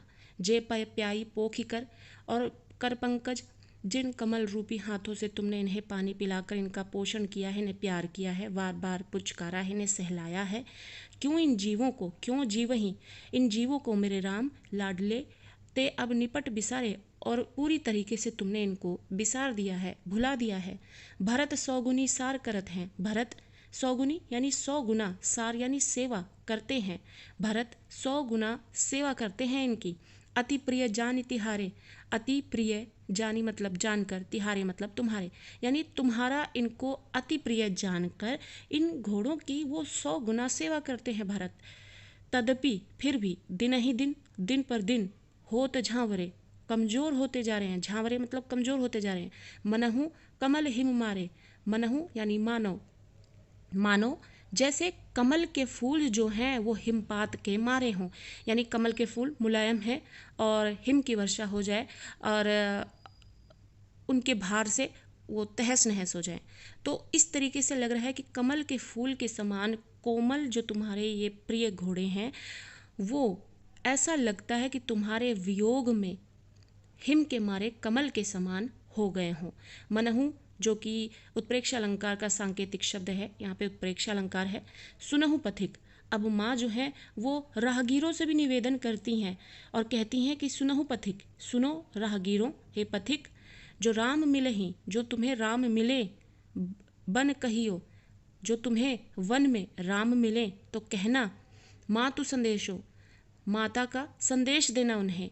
तुलसी मोही और सबहिन ते, इनको बड़ो अंदेशो। तुलसीदास जी आगे कहते हैं कि माता कौशल्या कह रही हैं कि मोही और सबहिन ते, मुझको और सबहिन यानी और सभी से ज़्यादा, ते इनको, मुझे, ते इनको बड़ो अंदेशो, मुझे इन अश्वों की चिंता है और सभी से ज़्यादा, क्योंकि ये तुम्हारे वियोग में दिन पर दिन कमज़ोर होते जा रहे हैं, जिनको तुमने इतने प्यार से पुचकारा और इनका पालन पोषण किया, इन्हें प्यार से रखा था। एक बार फिर से दोहरा लेते हैं। राघव एक बार फिर आवो, राघव तुम एक बार फिर से यहाँ आ जाओ। ए बार बाज बिलो की, एक बार इन घोड़ों को, अश्वों को अपने देख जाओ और फिर पुनः वन की तरफ चले जाना। जे पय प्याई पोखी कर पंकज, जिन पंकज रूपी कमलों से अपने हाथों से इनको तुमने पानी पिलाया और इनका पोषण किया, इनको जो है प्यार दिया, उनको बार बार पुचकारा, क्यों इन जीवों को मेरे राम लाडले अब तुम पूरी तरीके से बिसार दे रहे हो, भूल जा रहे हो। भरत जो हैं वो 100 गुनी सेवा करते हैं इनकी, तुम्हारा अति प्रिय जानकर, फिर भी दिन पर दिन ये कमज़ोर होते जा रहे हैं, मानो कमल का फूल जो हिम का मारा हो। सुनो राहगीरों, जो तुमको वन में राम मिले तो उनसे माता का संदेश कहना। तुलसीदास जी आगे कहते हैं कि मोही और सबहिन ते, मुझको और सबसे ज़्यादा, मतलब घर में परिवार में और भी बहुत लोग हैं, लेकिन उन सब की चिंता से ज़्यादा मुझे इन अश्वों की चिंता है, जो इनको तुमने इतने प्यार से पाला पोसा है, इनको इतना प्यार दिया है। इनको बड़ो संदेशो, इनको मतलब यहाँ अश्वों की बात कर रही हैं, और इनको बड़ो अंदेशो, मुझे इनकी बहुत चिंता है।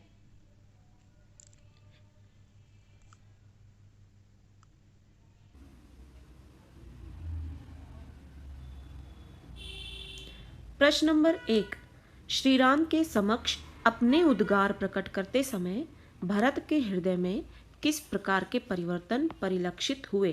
परिलक्षित यानी कि देखने को मिले।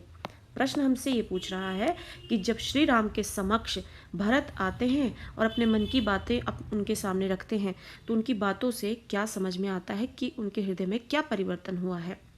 श्री राम के समक्ष सभा में जब भरत अपने मन के उद्गार को प्रकट करने के लिए खड़े होते हैं, तब उनके शरीर में पुलक का भाव उत्पन्न हुआ तथा भावावेश, भावावेश मतलब भावों के आवेश, यानी इमोशनली जब वो कंट्रोल नहीं रह पाता है तो वो भावावेश हो जाता है।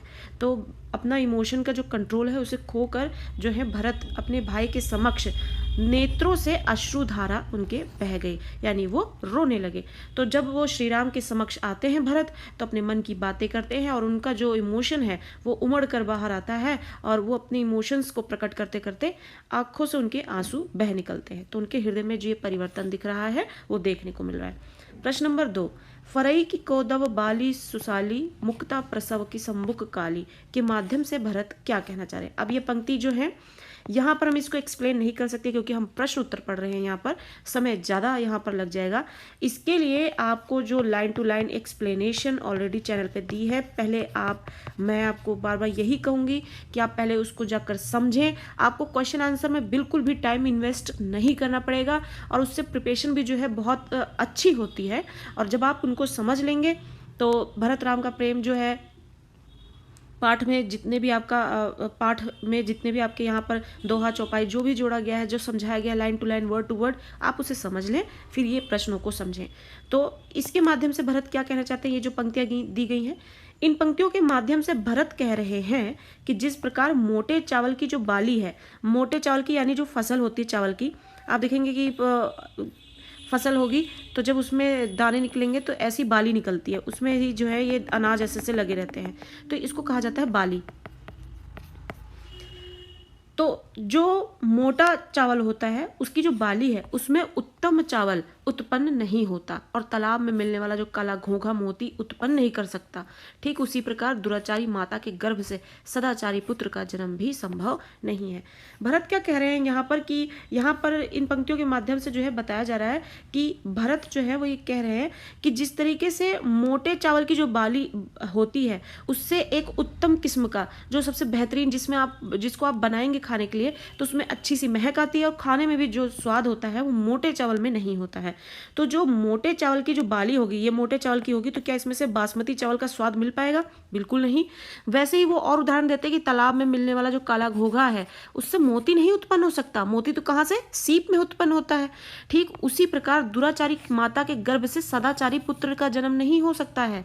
यहाँ पर भरत जो है अपने आप को कमतर साबित कर रहे हैं और ये कह रहे हैं कि जिस तरीके से ये दो उदाहरण दिए गए हैं कि उत्तम मोटे चावल की बाली से अच्छा चावल नहीं पनप सकता और काले घोंघे से मोती नहीं हो सकता, उसी प्रकार दुराचारी माता जो है अपनी माता के विषय में बोल रहे हैं, जैसा कि उन्होंने श्री राम के लिए वनवास मांग लिया था 14 वर्ष का, उसके ही सेंस में जो है वो इस बात को कहते हैं कि माता के गर्भ से इस तरीके से जो दुराचारी माता है उसके गर्भ से सदाचारी पुत्र का जन्म भी नहीं हो सकता। प्रश्न नंबर 3, भरत अपने और श्री राम के अलगाव का कारण किसे मानते हैं? भरत जो श्री राम यानी कि अपने बड़े भाई से उनको अपने जीवन में जो ये अलगाव सहना पड़ा उसके लिए वो किसको जिम्मेदार मानते हैं? भरत अपने और श्री राम के अलगाव का कारण अपने पूर्व जन्म के पापों को या कर्मों को मानते हैं।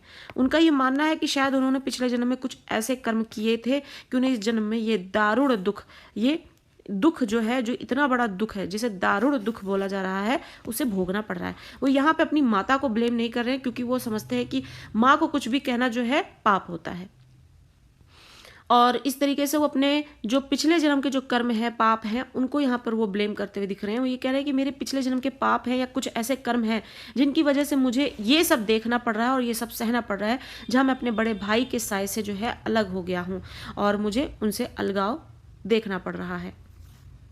प्रश्न नंबर 4, भरत और राम के प्रेम की जो विशेषताएं हैं उसे लिखना है। श्री राम भरत को सदैव छोटे भाई के रूप में यथोचित स्नेह देते रहे। यथोचित मतलब जो जरूरी है और उचित है वो स्नेह प्यार देते रहे, यानी श्री राम बड़े भाई के तौर पर भरत को जो प्यार देना चाहते थे और दे सकते थे, उन्होंने सदैव अपने छोटे भाई को वो प्यार दिया। वे भरत के अपराध पर कभी क्रोध नहीं करते थे। वे भरत को जिताने का प्रयास करते थे ताकि छोटे भाई का मन न दुखे। भरत भी अपने बड़े भाई का बहुत सम्मान करते थे। उन्होंने कभी राम के सामने अपना मुख नहीं खोला, यानी कि किस तरीके से भरत जो है अपने बड़े भाई की जो है इज्जत किया करते थे, उनका सम्मान किया करते थे और बड़े भाई होने के नाते श्री राम जो है कभी भी भरत से जो गलतियां होती थी वो उन पर क्रोध नहीं करते, और उसके बाद हमेशा जब सभी भाई खेल रहे होते थे या उनके मित्रों के साथ खेल रहे होते थे, तो कभी भी जब उन्हें लगता कि वो हारने वाले हैं तो श्री राम अपनी सहायता के माध्यम से भरत को जिताने का पूरा प्रयास किया करते थे। तो इस तरीके से राम और भरत दोनों अपने अपने रिश्तों को यहाँ पर किस तरीके से निभाते हुए दिखते हैं ये बताया गया है। प्रश्न नंबर 5, भरत किन बातों को याद करके दुखी हो रहे हैं? भरत इन बातों को याद करके दुखी हो रहे हैं कि श्री राम के वियोग में उनके पिता दशरथ ने अपने प्राण त्याग दिए और अयोध्या के जो वासी हैं वो विरह की अग्नि में जल रहे हैं। श्री राम बिना चरण पादुका पहने ही वन की ओर चले गए, केवल भरत के कारण ही इन सभी को यह दुख झेलना पड़ा। अब भरत को क्यों लगता है कि भरत के कारण जो है वो इन सबको दुख झेलना पड़ा है? क्योंकि उनकी माता के माध्यम से ही जो है वनवास की ये जो मांग की गई थी दशरथ से, तो फिर इसी वजह से जो है श्री राम जो है और उनके साथ सीता और फिर उन्हीं के साथ लक्ष्मण भी जो है वनवास के लिए चले गए। अब भरत जो है इन बातों को याद करके दुखी हो रहे हैं क्योंकि श्री राम के वनवास ग्रहण करने के बाद उनके पिता इस बात को सह नहीं पाए और इसकी वजह से जो है वो किस तरीके से दशरथ जो है अपने प्राण त्याग देते हैं और जो अयोध्या के वासी हैं एक अच्छे राजा से वंचित रह जाते हैं और वो उनकी इस विरह की अग्नि में जल रहे हैं। श्री राम जो है बिना चरण पादुका यानी अपने नंगे पैर ही ऐसे ही वनवास को चले गए। जो कि राजमहल में रहने वाला जो राजकुमार है वो जो इतने शान से रहता था अपने राजमहल में, वो इस तरीके से वनवास के लिए जाए और ऊपर से चरण पादुका तक ना पहनी हो। तो श्री राम बिना चरण पादुका पहने ही जब वन को चले गए तो ये सारी बातें याद करके भरत को बहुत दुख होता है और वो ये मानते हैं कि इन सब का कारण जो है मैं हूँ, जिसकी वजह से इन सबको दुख झेलना पड़ रहा है। प्रश्न नंबर 6, तुलसीदास के जो पठित अंश के आधार पर राम और भरत के प्रेम पर टिप्पणी कीजिए। जो हमारे पाठ्यक्रम में जितने भी चौपाई छंद दोहे जुड़े हुए हैं उससे हमें जितना भी भरत और राम के प्रेम के बारे में पता चला है उसके बारे में हमें बताना है। भरत को सदैव श्री राम छोटे भाई के रूप में यथोचित स्नेह देते रहे थे। वे भरत के अपराध पर भी कभी क्रोध नहीं करते थे, सदैव भरत को जिताने का प्रयास करते थे ताकि छोटे भाई का मन न दुखे। भरत भी जो है अपने बड़े भाई का बहुत सम्मान करते थे, उन्होंने कभी राम के सामने अपना मुख ही नहीं खोला। तो इस तरीके से जैसे छोटा भाई है बड़े भाई की इज्जत कर रहा है कि वो जो भी बोलेंगे सही बोलेंगे और वो हमारे लिए अच्छा ही करेंगे, तो वो जब तक जरूरी ना हो या फिर गलत जबान कभी नहीं बोलते थे और ये एक बड़े भाई के लिए सम्मान की ही बात है। और बड़े भाई होने के नाते वो अपने छोटे भाई यानी भरत के लिए वो हर एक छोटी खुशी जो छोटा भाई छोटी बहन जो है महसूस कर सकते हैं कि उनका बड़ा भाई या बड़ी बहन जो है उसकी इस तरीके से मदद करे। तो इस तरीके से दोनों भाई जो है अपने रिश्तों को यूँ निभाया करते थे और उनमें अथाह प्रेम था, ये बात को यहाँ पर दिखाया गया है। प्रश्न नंबर 7, भरत का जो आत्म परिताप है उनके चरित्र के किस उज्जवल पक्ष की ओर संकेत करता है? यानी भरत जो है किस तरीके से सब कुछ ये जो भी कुछ घटित हो रहा है गलत हो रहा है उसका सारा ब्लेम अपने ऊपर ले रहे हैं, आत्म परिताप कर रहे हैं। तो ये इसका एक उज्जवल पक्ष यानी कि एक इसका बेहतरीन जो पॉजिटिव साइड है वो क्या इससे पता लगता है? तो भरत का जो आत्म परिताप है उनकी सत्यनिष्ठा यानी कि वो कितने सत्यवादी हैं, कितने सत्य हैं। अदरवाइज कौन सा व्यक्ति जो है ये ब्लेम अपने सर पे लेगा जहाँ पर उनकी बिल्कुल भी कोई गलती नहीं है। तो आत्म परिताप करने से उनकी जो है ये सत्यनिष्ठा यहाँ पर देखने को मिली।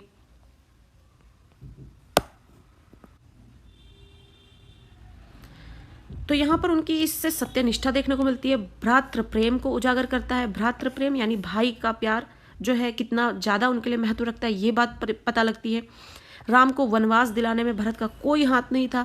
उन दिनों वे ननिहाल गए हुए थे और वे श्री राम से अगाध प्रेम करते थे। कहने का मतलब है कि ये सब कुछ जब घटित हुआ तो भरत तो ननिहाल में थे और इसी मौके का फ़ायदा उठाते हुए उनकी माँ के द्वारा जो है दशरथ से ये डिमांड की गई थी कि श्री राम को जो है वनवास दिया जाए। तो इस तरीके से ये सारी चीज़ें जो है हुई और उसके बाद फिर भी भरत जो है सारा ब्लेम अपने ऊपर लेते हैं और ये कहते हैं कि इसमें जो भी कुछ गलत हुआ है वो सब इसकी वजह और उसका कारण जो है मैं हूँ, क्योंकि इससे उनकी सत्यनिष्ठा का पता चल रहा है और उनके भाई के प्रति कितना अगाध प्रेम था, गहरा प्रेम था, ज़्यादा प्रेम था वो दिखता है। प्रश्न नंबर 1, भरत राम का प्रेम जो कविता है इसमें तुलसीदास ने राम के स्वभाव की किस विशेषता का वर्णन किया है? मेनली इस प्रश्न में हमसे यही पूछा गया कि राम के स्वभाव की जो विशेषता है वो हमें बतानी है। या फिर इसी प्रश्न को ऐसे पूछ सकते हैं कि मैं जानूं निज नाथ स्वभाव,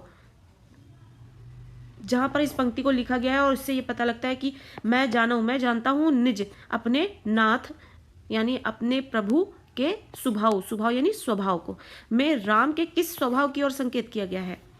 भरत राम प्रेम कविता में तुलसीदास जी ने भरत के माध्यम से राम के स्वभाव की विशेषताओं का वर्णन किया। यानी कविता में तुलसीदास जी ने राम की विशेषताओं का वर्णन किया और उसको माध्यम किसको बनाया है? भरत को। यानी जैसे भरत बता रहे हो कि श्री राम जो है इतने बेहतरीन व्यक्तित्व वाले व्यक्ति हैं। राम अपराध करने वालों पर भी कभी क्रोधित नहीं होते, उन्हें सुधारने का अवसर देते हैं। वो राम खेल में हारने पर भी कभी अप्रसन्न नहीं होते थे। वे बेहद ही कोमल, स्नेह, सरल हृदय वाले हैं। कोमल का मतलब बहुत ही आप कह सकते हैं कि सॉफ्ट हार्टेड, स्नेह करने वाले, और सरल, बहुत ही सिंपल हार्ट वाले थे कि किसी भी चीज़ को बड़ी आसानी से भुला देना और उसको उतनी आसानी से जो है चीज़ों को एक्सेप्ट कर लेने वाले। वे छोटों के प्रति बहुत स्नेह दिखाते थे और बहुत उदार स्वभाव के वे स्वामी थे। वे स्वयं को कष्ट सहन कर लेते हैं तथा दूसरों को कष्ट नहीं होने देते।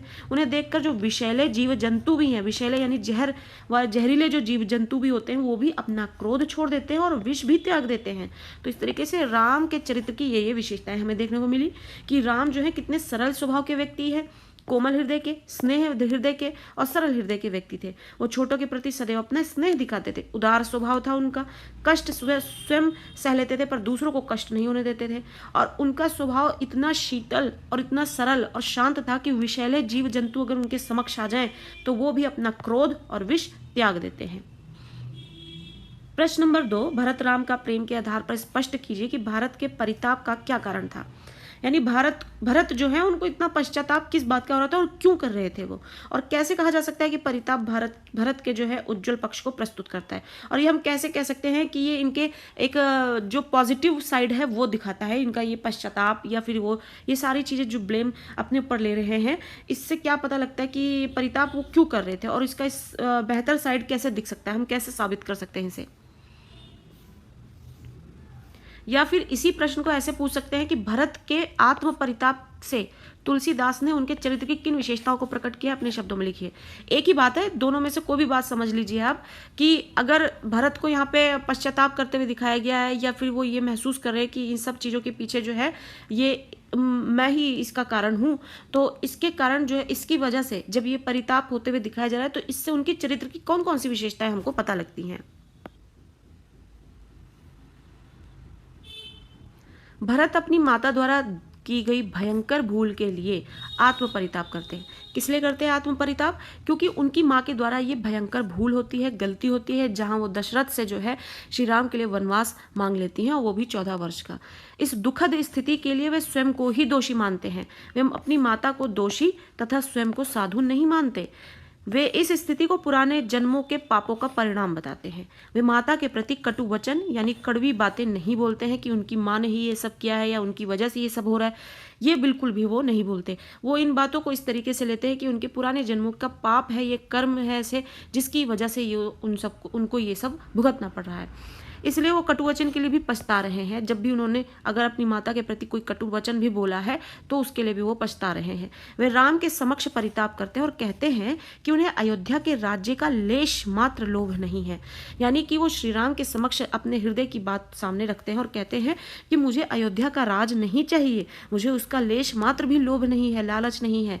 वह राज्य सत्ता को त्याग कर पुनः राम को अयोध्या का राजमुकुट देना चाहते हैं। यानी कि अगर अयोध्या का कोई राजा होगा तो वो श्री राम होंगे, ऐसा मेरे हृदय में था, और मैं राज्य सत्ता का जो को त्याग कर पुनः राम को अयोध्या वापस लाना चाहता हूँ, उनको उनका राज मुकुट जो है वो वापस देना चाहता हूँ। अपनी माता के जो कर्म है उन पर उन्हें बहुत पछतावा है। भरत का जो ये आत्म परिताप है उनके हृदय की पवित्रता को दिखाता है और बड़े भाई के प्रति जो उनका स्नेह है, श्रद्धा का भाव है, वो उसके उज्ज्वल पक्ष की ओर संकेत करता है। कहने का मतलब है कि अगर भरत जो है किसी भी किस्म से लालची होते या स्वार्थी होते तो वो ये सब बातें नहीं करते, ना उनको आत्म परिताप होता, ना पछतावा होता, ना ये कहते कि उनकी माँ ने जो भी सब किया वो गलत किया, और ना वो खुद को ब्लेम करते अगर वो किसी भी तरीके के लालच में फंसे होते तो। लेकिन अगर वो अपने भाई से प्रेम करते हैं, उनके मन में उनके प्रति श्रद्धा है, उनका हृदय साफ है, पवित्र है, तभी वो ऐसी बातें कर रहे हैं कि ये सब जो भी हुआ है गलत हुआ है, और इन सब का ब्लेम वो अपने सर पे लेते हैं। प्रश्न नंबर 3, राम के प्रति अपने श्रद्धा भाव को भरत जो है किस प्रकार प्रकट करते हैं, स्पष्ट कीजिए। राम के प्रति अपने श्रद्धा भाव को प्रकट करते हुए भरत कहते हैं कि मैं अपने स्वामी राम का स्वभाव जानता हूँ, वे कभी अपराधी पर भी क्रोध नहीं करते। भरत अब बताते हैं कि उनके बड़े भाई का जो स्वभाव है उसको वो बहुत ही बेहतरीन तरीके से जानते हैं, और ऐसे जानते हैं कि वो कभी अपने अपराधी पर भी, जो किसी अपराधी कोई ऐसा भी हो जो अपराधी हो जो उनके समक्ष हो, वो उन पर भी कभी क्रोध करते हुए नहीं दिखे। राम का मेरे प्रति विशेष स्नेह रहा है। भरत कहते हैं कि राम जो है वो मुझसे विशेष रूप से स्नेह करते हैं। वे खेल में भी कभी खींच नहीं दिखाते थे। जिस तरीके से आप देखेंगे बच्चे खेलते हैं, उन्हें लगता है कि अब वो हारने वाले हैं, तो किस तरीके से उनके अंदर अलग अलग से जो भाव उमड़ कर आते हैं, उन्हें चिढ़ मचती है, उन्हें गुस्सा आता है कि वो क्यों हार रहे हैं, वो लड़ते हैं, झगड़ते हैं और नियमों में बदलाव करते, फेर बदल करते हुए दिखते हैं। लेकिन ऐसा कभी नहीं हुआ भरत के साथ। वे खेल में भी जो है कभी खींच नहीं दिखाते थे। श्री राम हार जाने पर भी सदा भरत को ही जिताने का प्रयास करते थे। कभी उन्होंने भरत का साथ नहीं छोड़ा और भरत ने भी कभी श्री राम के सम्मुख मुंह नहीं खोला। प्रेम के प्यासे उनके नेत्र आज तक प्रभु के दर्शन से तृप्त नहीं हो पाए। प्रेम के प्यासे उनके नेत्र किनके? भरत के। और प्रभु के दर्शन यानी कि श्री राम के दर्शन के लिए वो तरस रहे हैं। इन शब्दों में भरत ने राम के प्रति श्रद्धा को व्यक्त किया है। अपने बड़े भाई श्री राम के लिए भरत के मन में बहुत ही श्रद्धा है, इज्जत है, सम्मान है और अगाध प्रेम है, जिसकी वजह से जो भी कुछ हुआ, जो भी कुछ घटित हुआ, वो उनको और भी ज़्यादा बड़े स्तर पर दुख पहुंचा रहा था, जिसको कोई भी नहीं समझ सकता था। तो भरत जो है अपने मन की बातें जो है श्री राम के समक्ष रखते हैं कि जो भी हुआ गलत हुआ, मेरे पिछले जन्म के जो कर्म है, पाप है, उनका ही फल मैं भुगत रहा हूँ, और वरना बड़े भाई की जो इज्जत है और सम्मान है, जो प्रेम है, वो मेरे हृदय में है। क्योंकि श्री राम जो है उन्होंने अपने बड़े भाई के रूप में जिस तरीके से उनका ख्याल रखा है, उनको स्नेह दिया है, वो उसको महसूस करते हैं और उन्हें वो चीजें याद भी हैं। प्रश्न नंबर 4, मही सकल अनरथ कर मूला पंक्ति द्वारा भरत के विचारों भावों का स्पष्टीकरण कीजिए। प्रस्तुत पंक्ति जो है उसमें भरत जो है स्वयं के प्रति अपना दृष्टिकोण अभिव्यक्त कर रहे हैं, यानी भरत जो है अपने प्रति अपना दृष्टिकोण दे रहे हैं यहाँ पर, और वो कहते हैं कि वे मानते हैं कि इस पृथ्वी में जितना भी अनर्थ हो रहा है इन सब का मूल वे ही हैं, अर्थात उनके कारण ही ये सब घटनाएं घट रही हैं। इस प्रकार वे स्वयं को दोषी मानते हुए दुखी हो रहे हैं, और ऐसा प्रतीत होता है मानो वे अपराध बोध के नीचे दबे हुए हैं, यानी उन्हें ऐसा लगता है कि उनसे बहुत बड़ा अपराध हो गया है। अब वो इस अपराध को कैसे इसका निवारण करें, जिसका बोझ उन्हें असाध्य दुख दे रहा है, जिसके बोझ तले वो ऐसे दबे हुए हैं, उनको ऐसा लगता है जो इससे मिलने वाला दुख है वो असाध्य है, यानी जिसका कोई समाधान नहीं है। ऐसा दुख देने वाला ये बोझ मेरे सर पर आ गया है, ऐसा अपराध बोध वाला बोझ मुझ पर आ गया है। उनके मन में किसी के लिए भी वैर भाव तथा कलुषित, यानी कि किसी भी तरीका का वैर भाव जो है या फिर जो ईर्ष्या होती है वो बिल्कुल भी नहीं है, भावना विद्यमान ही नहीं है। जो हुआ है वे स्वयं को इस सब का जिम्मेदार मानते हैं, और माता कैकेयी को कहे कटु शब्दों के लिए भी वो दुख प्रकट करते हैं। इससे पता चलता है कि भरत जो है वो सच्चे हैं, क्षमाशील हैं और सहृदय व्यक्ति हैं। सच्चे कैसे हैं? जो अपने भाई के प्रति उनका जो प्रेम दिख रहा है उससे सच्चाई पता लग रही है। क्षमाशील इसलिए हैं क्योंकि उनकी माँ ने जो भी किया उसके बाद भी वो माँ को कटु वचन नहीं बोलना चाहते हैं। उनको लगता है कि माँ को कटु वचन बोलना वो भी एक पाप है, माँ जो है उसको कटु वचन नहीं बोलना चाहिए, और उन सब का जो पाप का बोझ है वो सब अपने सर ले लेते हैं और माँ को क्षमा कर देते हैं, और सहृदय है यानी उनका हृदय जो है बहुत बड़ा है। तो इस तरीके से यहाँ पर हमें भरत के जो विचार भाव है, भरत के मन में जो भी चल रहा है इन सब घटनाओं के चलते, वो ये सब यहाँ पर दिख रहा है। प्रश्न नंबर 5, राम के वियोग में अयोध्या तथा वहां के लोगों की विरह व्यथा का चित्रण कीजिए। जब राम अयोध्या छोड़ गए, वनवास को चले गए, तब अयोध्या के लोगों की जो विरह व्यथा है, विरह मतलब राम से अलग होने की जो व्यथा है या दुख है, उसका वर्णन करना है। राम के वियोग में समस्त अयोध्या नगरी जो है वो विरह व्यथा में जल रही है। महाराज दशरथ इसी वियोग में स्वर्ग सिधार गए, यानी जैसे ही राम जो है वो वनवास को जाते हैं, दशरथ जो है इस बात को सह नहीं पाते हैं, इस पीड़ा को, और वो स्वर्ग सिधार जाते हैं। और माता कौशल्या, कैकेयी, सुमित्रा सभी बहुत दुखी हैं। सभी माताएं उनके बिना अत्यंत व्याकुल हैं एवं करुण अवस्था में हैं, बहुत दुखी हैं। दुख का माहौल है पूरे घर में। उनका दुख असहनीय है, यानी सहने लायक दुख नहीं है वो। संपूर्ण प्रजा भी बहुत दुखी है, वह भी श्री राम के वियोग में तड़प रही है। समस्त नर नारी वियोग रूपी असहनीय ताप से जल रहे हैं।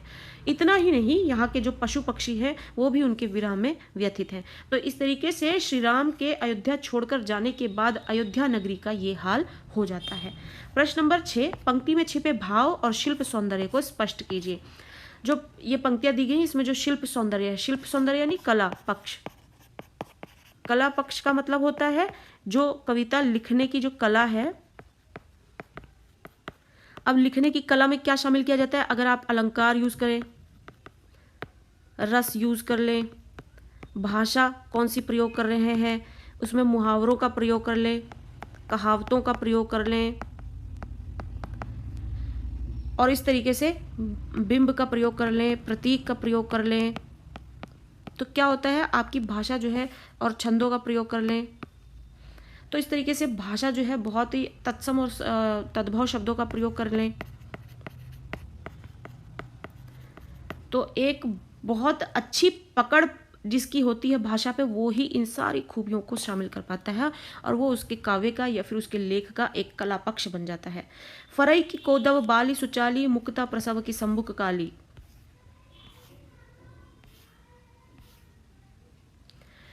इन पंक्तियों में यही बताया गया है कि जिस तरीके से मोटे धान की या मोटे चावल की जो बाली होती है उसमें आप एक उत्तम किस्म का जो चावल है वो नहीं पा सकते, या काला घोघा जो है वो मोती नहीं बना सकता, उत्पन्न कर सकता, और वैसे ही जो दुराचारी माता होती है उसकी कोख से अच्छा जो पुत्र है वो जन्म नहीं ले सकता।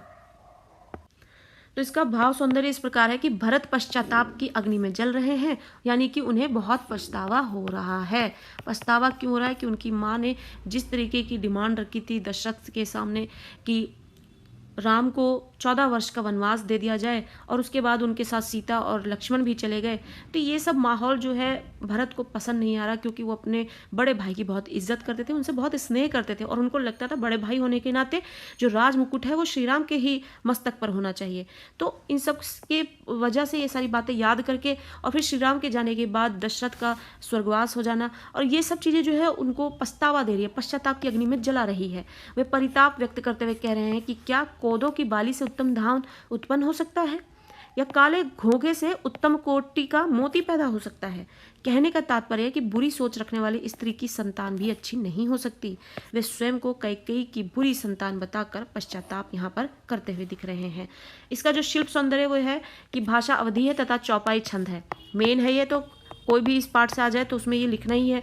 उदाहरण अलंकार के माध्यम से कवि ने अपनी बात को स्पष्ट किया यहाँ पर कि कौदव में अनुप्रास अलंकार है, गेयता तथा संगीतात्मकता का गुण है।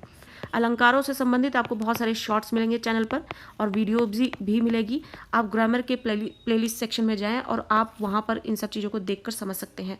बहुत ही ईजी वे में आपको बताया है, शॉर्ट्स सारे देख लें आप, जहाँ पर आपको बहुत सारे जो अलंकार हैं उनके साइन बताए गए हैं कि आप अगर ऐसे साइन देखें तो अनुप्रास अलंकार है या उत्प्रेक्षा है या फिर उपमा है, यमक है या रूपक है, तो आप इजीली जो है कम से कम 5-6 तो आपको लिखना ही है शिल्प सौंदर्य, तभी आप नंबर पा पाएंगे। अगला प्रश्न है कि निम्नलिखित पंक्तियों में निहित भाव सौंदर्य तथा शिल्प सौंदर्य स्पष्ट करना है। पुलक की शरीर सभा भय ठाड़े, नीरज नयन नेह जल बाढ़े, कहब मोर मुनिनाथ निबाहा, एहि ते अधिक कहो में कहा। अब इसको समझने के लिए आप जो एक्सप्लेनेशन वीडियो है जरूर देखें बिना किसी डाउट के। आपको लगता है कि आप प्रश्न करके सब कुछ कर लेंगे तो बहुत गलत होगा, क्योंकि आप डायरेक्ट प्रश्न करेंगे, आप अपना टाइम वेस्ट करेंगे।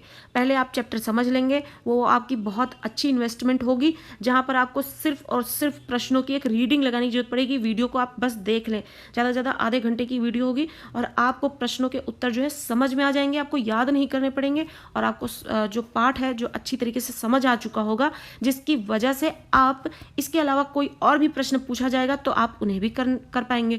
तो बहुत सारे फायदे हैं इसके, और इसलिए जरूर चैनल पर विजिट करें। और जो आपके इलेक्टिव के हिंदी इलेक्टिव का जो प्लेलिस्ट है टर्म 2 हिंदी इलेक्टिव नाम से आपको प्लेलिस्ट मिल जाएगी, वहां पे आपको सारी वीडियोस मिलेंगी, आप जरूर देखें। भाव सौंदर्य है प्रस्तुत चौपाई में भरत की मनोदशा का मतलब होता है मन की जो दशा है, यानी उनके मन में जो बातें चल रही हैं, हालत जो है उनके मन की, उसका मार्मिक चित्रण हुआ है। मुनि वशिष्ठ जो है उनके कहने पर वे समक्ष उनके खड़े होते हैं और उनके शरीर में पुलक का भाव अनुभव होता है। इस पुलक को समीर की भांति बताया गया है। भरत की मनोदशा का पता उनकी आंखों से बहती हुई अश्रुधारा से पता चलता है कि वो कितना ज्यादा परेशान है और वो रोते हुए इस तरीके से दिख रहे हैं, उनकी आंखों से अश्रुधारा बह रही है। ये शिल्प सौंदर्य बताता है। नीरज नयन में उपमा अलंकार है और आप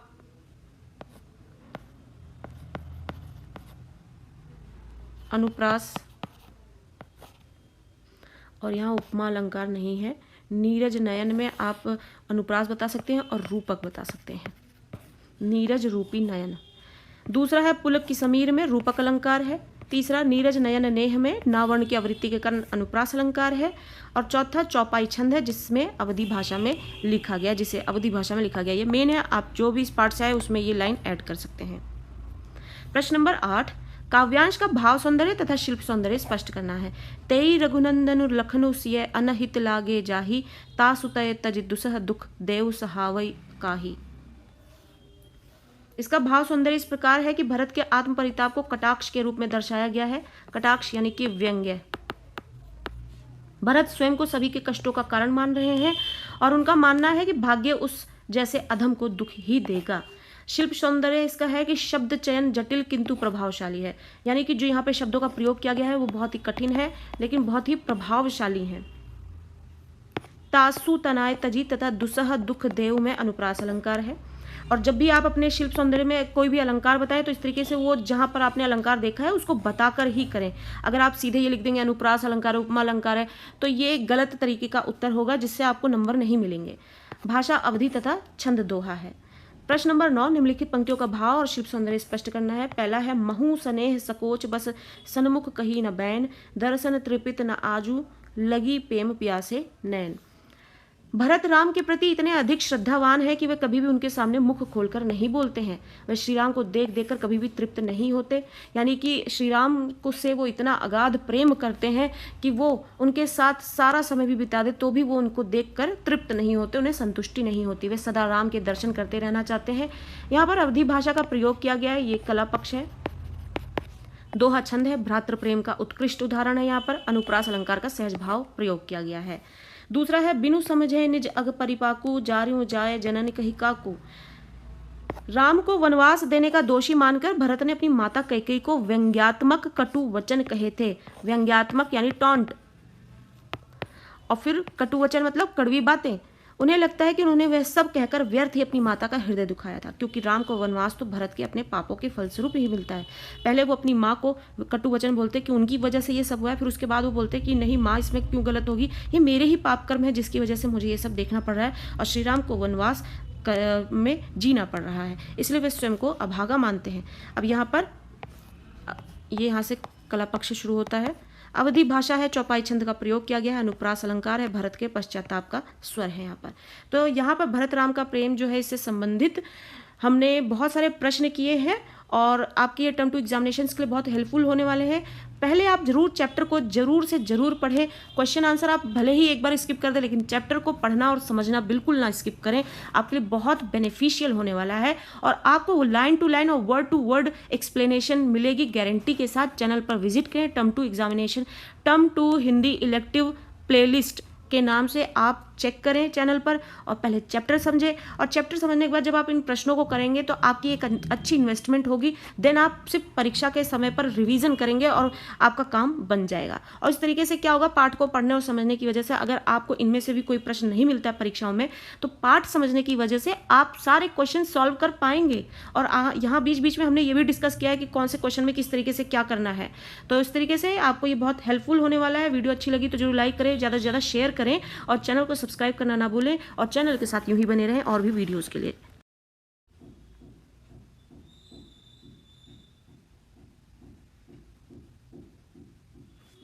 प्रश्न नंबर 1, तुलसीदास जी ने माता कौशल्या की दशा की तुलना किसके साथ की है। यानी जो यहाँ पर हमने पद पढ़े हैं उन पदों में जब तुलसीदास जी हमें माता कौशल्या के बारे में बताते हैं तो उनकी किस दशा का यानी किस हालत का वर्णन जो है वो तुलना करते हुए और किसके साथ तुलना करते हुए बता रहे हैं उसको हमें बताना है।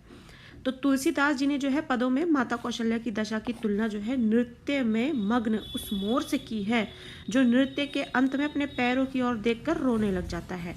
जब माता कौशल्या का वास्तविकता से का आभास होता है तब वे बहुत दुखी होती हैं और उनकी व्यथा का वर्णन नहीं किया जा सकता है। कहने का अर्थ है कि एक नृत्य करता हुआ मोर है और वो नृत्य करने के बाद अपने पैरों की तरफ देखता है तो वो रोने लगता है और उसी से यहाँ पर माता कौशल्या की जो है दशा का वर्णन और तुलना की जा रही है।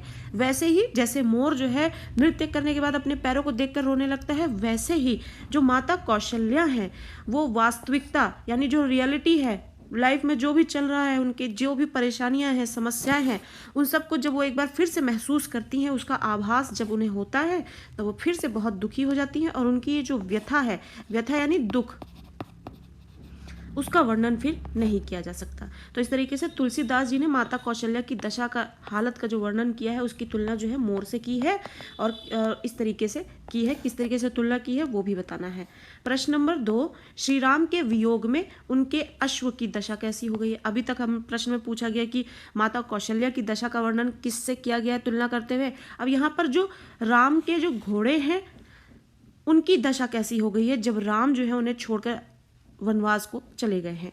तो राम के वियोग में उनके जो अश्व हैं उनकी दशा जो है दयनीय हो गई है। वह दिन प्रतिदिन मुरझाता चला जा रहा था, जिसे राम अपने हाथों से पुचकारा करते थे और दुलारा करते थे। अब वह हिमपात के कमल के समान दिखाई देने लगा है। हिमपात यानी कि कमल का फूल है और खूब हिमपात हो गया, यानी कि बर्फ बहुत गिर गई, मौसम ऐसा हो गया है, तो उसकी वजह से हिमपात होने की वजह से कमल के फूल की जो हालत हो जाती है उसके समान हो गई है। जैसे कि घोड़ा जो है, राम का जो यहाँ पे अश्व है, राम के वियोग में, क्योंकि राम के होने पर उस अश्व को राम से प्यार मिलता था, वो उनको दुलारते थे, पुचकारते थे, और इस तरीके से जो है स्नेह जो है किसी भी व्यक्ति को जिंदा रखता है, यहाँ तक कि व्यक्ति नहीं बल्कि जानवरों को भी। तो वो उसकी हालत जो है हिमपात के कमल के समान हो गई है अश्वों की, जैसे कि राम उन्हें पुचकारा करते थे, दुलारा करते थे। तो अब ऐसा नहीं हो पा रहा है और ना ही उन्हें राम का स्नेह मिल पा रहा है, ना ही उनका स्पर्श मिल पा रहा है। तो इस तरीके से श्री राम के वियोग में जो उनके अश्व है उनकी दशा इस तरीके की हो गई है। प्रश्न नंबर 3, माता कौशल्या पथिक के माध्यम से राम तक क्या संदेश पहुंचाना चाहती हैं। माता कौशल्या जो हैं वो पथिकों से, यानी वो राह पर जाते जो लोग हैं उनसे ये निवेदन करती हैं, चाहती हैं कि वो राम तक अगर पहुँचे तो वो उन तक ये संदेश पहुँचा दे मेरा कि माता कौशल्या क्या कह रही हैं। माता कौशल्या एक गुजरते पथिक के द्वारा ये संदेश भेज रही हैं कि यदि तुम वन में जाओ तो श्री राम से मिलकर उन्हें मेरा संदेश दे देना कि उनके प्यारे अश्वों की जो दशा है, पूरा जो प्यारे उनके जो अश्व हैं उनकी दशा जो है बहुत दयनीय हो गई है। राम एक बार अयोध्या आकर उसे सांत्वना देकर वन लौट जाए। तो यहाँ पर ये माँ का जो हृदय है, जो बहुत दुख दर्द से पीड़ित है, वो ये सोचती है कि क्या पता जो राम है वो अपने अश्वों के बारे में सुन के ही जो है वन से चले आए और इस बहाने जो है वो अपनी माँ से भी मिल जाएंगे और माँ के हृदय को भी ठंडक मिल जाएगी। तो माँ जो है ये तरीका सोचती है कि पथिकों के माध्यम से ही क्या पता संदेश अगर पहुंच जाए और श्री राम ये सुने कि अश्वों की दशा जो है बहुत दयनीय हो गई है और राम एक बार अयोध्या आकर उन्हें सांत्वना ही दे जाए और फिर वन लौट जाए तो भी तसल्ली हो जाए। प्रश्न नंबर 4, तुलसीदास के पदों के आधार पर राम के वन गमन के बाद कौशल्या की जो मनोदशा है उसका वर्णन कीजिए। यानी तुलसीदास ने अपने पदों में जब ये वर्णन किया है कि राम जो है वन चले गए हैं, उसके बाद जो कौशल्या की मनोदशा है, मनोदशा यानी मन की हालत, उसके बारे में बताना है। राम के वन चले जाने के बाद उनकी वस्तुओं को देख देख कर माता कौशल्या उनके बालपन यानी कि उनके बचपन की स्मृतियों यानी कि यादों में खो जाती हैं। कभी धनुष बाणों को देखती हैं तो कभी राम की छोटी छोटी जूतियों को अपने नेत्रों तथा हृदय से लगाती हैं, कभी राम को जगाने का अभिनय करती हैं तो कभी वे उन्हें राजा दशरथ के पास जाने के लिए कहती हैं, ये याद करके कि राम वन चले गए हैं, और वे चित्र के समान जड़वत रह जाती हैं। चित्र के समान जैसे कि आपके पास कोई भी फोटो फ्रेम है, फोटो में व्यक्ति को आप देख सकते हैं लेकिन क्या वो जीवित व्यक्ति के समान कुछ आपसे हरकत, किसी भी तरीके की हरकत कर सकता है, क्रियाकलाप कर सकता है, या आपके इमोशंस को देखकर क्या वो कोई रिप्लाई कर सकता है? बिल्कुल भी नहीं। तो जैसे चित्र जो है जड़वत होते हैं, जड़वत यानी कि निर्जीव होते हैं, वैसे ही वो हो जाती हैं जब ये सब चीज़ों का ख्याल उन्हें आता है। तो प्रश्न नंबर 1, गीतावली से संकलित पद राघव एक बार फिरी आवो में निहित जो इसमें शामिल जो करुणा का भाव है और संदेश को अपने शब्दों में स्पष्ट कीजिए। प्रस्तुत पंक्ति जो है उसमें माता कौशल्या का दुख और पुत्र वियोग प्रकट होता है, यानी माता कौशल्या जो है अपने पुत्र के वन चले जाने पर जो दुख महसूस कर रही हैं और उनसे जो वियोग सह रही हैं उसका वर्णन दिखता है। तो माता कौशल्या राम के वन में जाने से बहुत दुखी हैं, वे अपने पुत्र राम से वापस लौट आने का निवेदन करती हैं। कौशल्या ये निवेदन अपने लिए नहीं बल्कि राम के घोड़े के लिए कर रही हैं। राम का घोड़ा जो है उनके जाने के बाद भरत द्वारा की जा रही देखभाल के बाद भी कमजोर होता जा रहा है। और जैसा कि अभी हमने पिछले ही भाग में पढ़ा है जहाँ पे भरत राम का प्रेम से संबंधित जब प्रश्न किए तो हम देखते हैं कि भरत जो है उन्हें बहुत पश्चाताप है, उन्हें उनकी माँ के द्वारा जो भी किया गया है और उसके जो दुष्परिणाम देखने को मिल रहे हैं वो सारा ब्लेम भी जो है वो अपने ऊपर ले लेते हैं। उसके कारण जो श्री राम को वो भी याद करके जो अपने जीवन में दुख सह रहे हैं वो भी उसको बयान नहीं कर पा रहे हैं, और इस तरीके से उनकी याद में, श्री राम की याद में उनके अश्व की जो है सेवा कर रहे हैं भरत। लेकिन इसके बाद भी अश्व जो हैं वो श्री राम की कमी को महसूस कर रहे हैं, और भरत की इतनी सेवा करने के बावजूद भी वो अश्व जो है अपनी सही हालात में नहीं आ पा रहे हैं। तो माता कौशल्या जो है वो यही संदेश राम तक पहुंचाना चाहते हैं कि भरत इतनी सेवा कर रहा है अश्व की, लेकिन उसके बाद भी अश्व की हालत सही नहीं है। क्या पता राम सुनकर इस बात को एक बार सांत्वना देने ही आ जाए और फिर लौट जाएंगे वन। तो कौशल्या माता से उसका दुख नहीं देखा जा रहा, वह घोड़े का विरह भली प्रकार से समझ पा रही है। वे दोनों ही राम को बहुत प्रेम करते हैं, अतः उनका हृदय जो है रो पड़ता है और वह कहने के लिए विवश हो जाती हैं कि राम तुम एक बार लौट कर आ जाओ, मेरे लिए नहीं तो अपने प्रिय घोड़े के लिए ही सही, एक बार वापस आ जाओ। तो इस तरीके से माँ जो है कोई तरीका नहीं हाथ से जाने देना चाहती है जिससे कि वो राम को बुलाने का बहाना पा सके और राम को एक बार तो देख सके, उनको बुला सके वापस। प्रश्न नंबर 2, गीतावली के जो पद है उसमें जननी निरखती बाण धनुहिया के आधार पर राम के वन गमन के पश्चात माँ कौशल्या की जो मनस्थिति है उसका वर्णन कीजिए। अब इन पंक्तियों के माध्यम से जो माँ कौशल्या का जो की मन की स्थिति है वो बतानी है। या फिर इसी प्रश्न को ऐसे पूछ सकते हैं कि राम के वनगमन के बाद माता कौशल्या की मनोदशा का चित्रण तुलसीदास के पदों के आधार पर करें। राम के वन चले जाने के बाद उनकी वस्तुओं को देखकर माता कौशल्या उनके बालपन की स्मृतियों में खो जाती हैं, और जैसे कि माएँ सभी करती हैं, आज भी जो है वर्तमान में भी देखा जाए जो माएँ हैं अपने बच्चों, अगर बच्चे दूर कहीं पढ़ने गए हो तो कैसे उनकी चीज़ों को देखकर याद करती हैं उन्हें, वैसे ही माता कौशल्या जो है वो उनके बालपन को याद कर रही हैं, उनकी चीज़ों को देख देख कर श्री राम की। कभी वो धनुष बाण को देख रही हैं तो कभी राम की छोटी छोटी जूतियों को, और कभी अपने नेत्रों तथा हृदय से उसे लगाती हैं। फिर कभी राम को जगाने का अभिनय भी करती हैं तो कभी वे उन्हें राजा दशरथ के पास जाने के लिए कहती हैं। ये याद करके कि राम वन चले गए हैं वे चित्र के समान जड़वत रह जाती हैं। प्रश्न नंबर 3, रही चकी चित्र लिखी सी। इस पंक्ति का जो मर्म है अपने शब्दों में स्पष्ट कीजिए। ये पंक्ति हमें क्या बयान करती है। पदों का जो लाइन टू लाइन एक्सप्लेनेशन है, वर्ड टू वर्ड एक्सप्लेनेशन है, ऑलरेडी चैनल पर है, आप इसे जरूर देखें। बहुत ही बारीकी से और बेहतरीन तरीके से समझाने की कोशिश की है। हर एक पंक्ति आपको बहुत ही आसानी से समझ में आने वाली है। फिर आप प्रश्न करेंगे तो आपके लिए वो बहुत ही आसान सी चीज़ हो जाएगी और आपकी जो टाइम इन्वेस्टमेंट है वो बहुत सही जगह पर जाएगी। इस पंक्ति का मर्म यह है कि माता कौशल्या राम के वनगमन का मतलब वन चले जाना को स्मरण करके चित्र के समान जड़वत हो जाती हैं। जड़वत मतलब निर्जीव। वह चकित सी रह जाती हैं। जिस प्रकार चित्र में चित्रित कोई आकृति हिलती डुलती नहीं है, स्थिर रहती है, वही दशा कौशल्या की भी हो गई है। जो कौशल्या श्री राम की वस्तुओं को देखकर प्रसन्न हो रही थी, वही राम के वन चले जाने की बात याद करके अब चित्र के समान स्थिर सी हो गई हैं। प्रश्न नंबर 4, जे पय प्याई पोख कर पंकज वार वार चुचुकारे, क्यों जीवहि मेरे राम लाडिले ते अब निपट बिसारे। काव्यांश का जो शिल्प सौंदर्य है वो स्पष्ट करना है। शिल्प यानी कि रचना के आधार पर जो इसकी खूबियां है वो बताना है, यानी कि कला पक्ष। आपको इसमें से कुछ भी वर्ड यूज़ कर सकते हैं तो कंफ्यूज नहीं होना, सब एक ही है। राम ने जिन्हें पाला पोसा है अथवा राम के जो प्यारे हैं, यदि राम उनसे दूर चले जाएंगे तो उनके वियोग में वे भला कैसे जीवित रह सकते हैं। यहाँ अश्व की बात हो रही है जिसके सहारे माता कौशल्या जो है श्री राम को वापस बुलाना चाहती हैं। राम जिन्हें भुला देते हैं वे लोग जीवित नहीं रह पाते। अवधि और ब्रज भाषा का यहाँ पर सुंदर कला पक्ष यहाँ से शुरू हो रहा है। अवधि और ब्रज भाषा का सुंदर समन्वित रूप दर्शनीय है। अनुप्रास, रूपक तथा पुनरुक्ति प्रकाश अलंकार का प्रयोग हुआ। करुण रस और प्रसाद गुण है इसमें।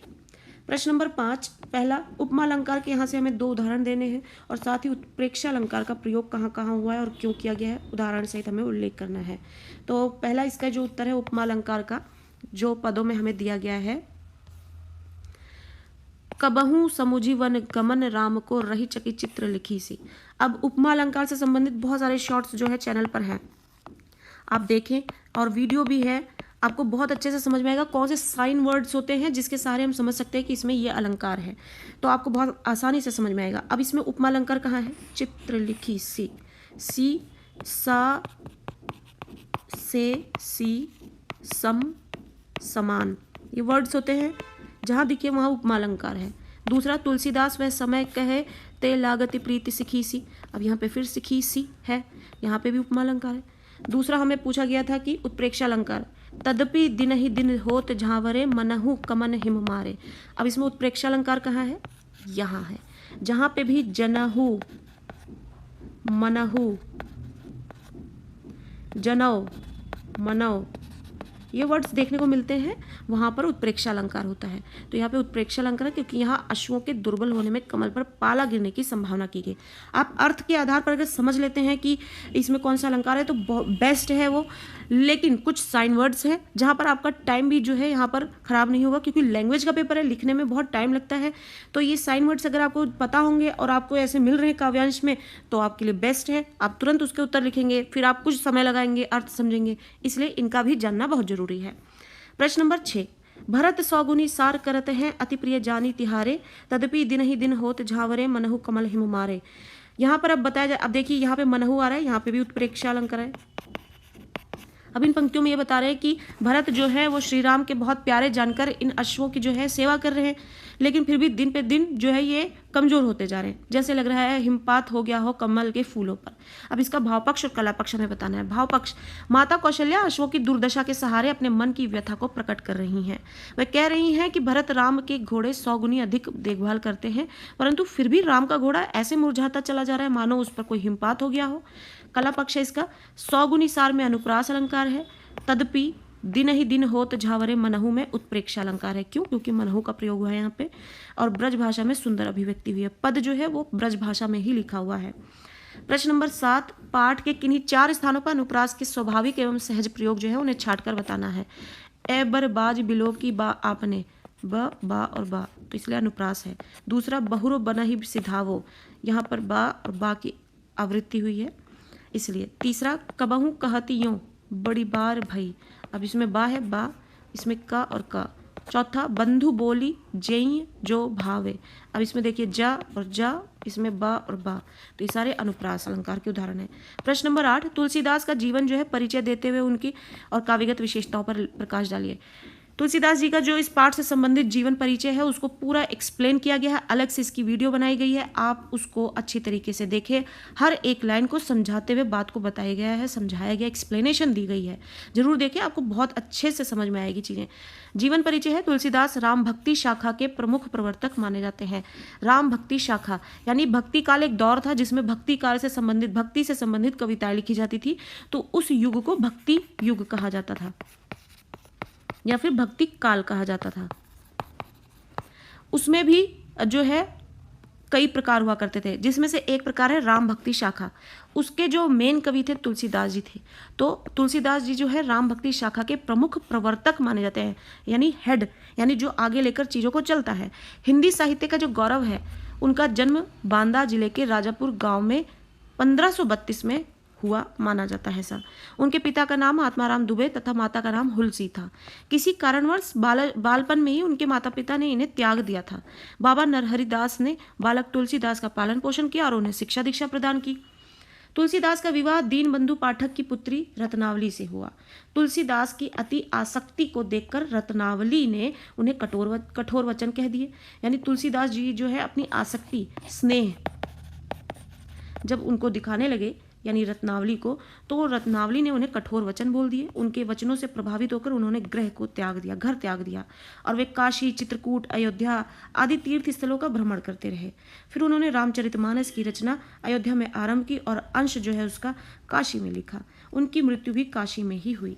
उनकी रचनाएं जो है, तुलसीदास की रचनाओं में रामचरितमानस को हिंदी का सर्वश्रेष्ठ महाकाव्य माना जाता है। उनके द्वारा रचित ग्रंथों की संख्या जो है वो 40 के लगभग बताई जाती है, यानी 40 ग्रंथ उन्होंने लिखे हैं लगभग, परंतु अब तक केवल 12 रचनाएं ही जो है प्रमाणिक सिद्ध हुई हैं, यानी कि सबूत के साथ ये साबित होती हैं कि ये तुलसीदास जी की ही रचनाएं हैं। तो उनमें से है कुछ रामचरितमानस, पार्वती मंगल, जानकी मंगल, दोहावली, कवितावली, गीतावली, कृष्ण, श्री कृष्ण गीतावली, विनय पत्रिका, रामलला, नहच्छु, वैराग्य संदीपनी। और इनकी जो काव्य की विशेषताएं हैं वो तुलसीदास ने अपने काव्य में समकालीन काव्य शैलियों का प्रयोग किया, यानी उस वक्त पर जो काव्य में खूबियाँ लोग प्रयोग करते थे या तरीका जो इस्तेमाल करते थे, उसकी जो खूबियाँ हैं वो उसमें भर भर कर देखने को मिलती हैं। उन्होंने दोहा, चौपाई, कवित्त, सवैया, पद आदि शैलियों में काव्य की रचना की। भाव के अनुसार छंदों का चयन किया और अनुप्रास, रूपक, उत्प्रेक्षा, उपमा आदि सभी अलंकारों का उन्होंने प्रयोग भी किया और रचनाओं को अत्यंत ही प्रभावशाली भी वो बनाता हुआ दिखता है। तो इस तरीके से यहाँ पर हमने तुलसीदास जी के जो पद पाठ्यक्रम में जुड़े हैं उससे संबंधित यहाँ पर प्रश्न किए हैं और पदों की जो एक्सप्लेनेशन है ऑलरेडी चैनल पर पहले से ही मौजूद है, आप इसे जरूर देखें और इससे आपका अच्छा टाइम इन्वेस्ट होगा। क्या होगा कि आप पाठ को अच्छे से जब समझ चुके होंगे तो ये प्रश्न भी आपको ऐसे ही एक बार रैंडम भी आप देखते चले जाएंगे तो आपको चीज़ें सब समझ में आ जाएंगी, रटने की जरूरत नहीं पड़ेगी। और इससे अलग भी अगर आपको कुछ प्रश्न देखने को मिलते हैं, प्रश्नों को देखने को मिलता है आपको परीक्षाओं में, तो आप उनको खुद भी लिख पाएंगे। तो इसके बहुत फायदे हैं अगर आप पाठ को अच्छे से समझेंगे। सभी पाठों को पहले पढ़ें और समझें, फिर उसके प्रश्न उत्तरों पर आप जोर डालें। प्रश्न उत्तरों को बाद में पाठ को पढ़ के समझने से फ़ायदा ये है कि प्रश्न उत्तर आपको बहुत अच्छे से तुरंत समझ में आएंगे।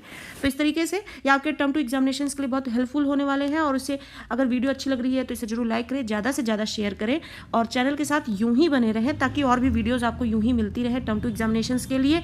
और चैनल को सब्सक्राइब करना ना भूलें।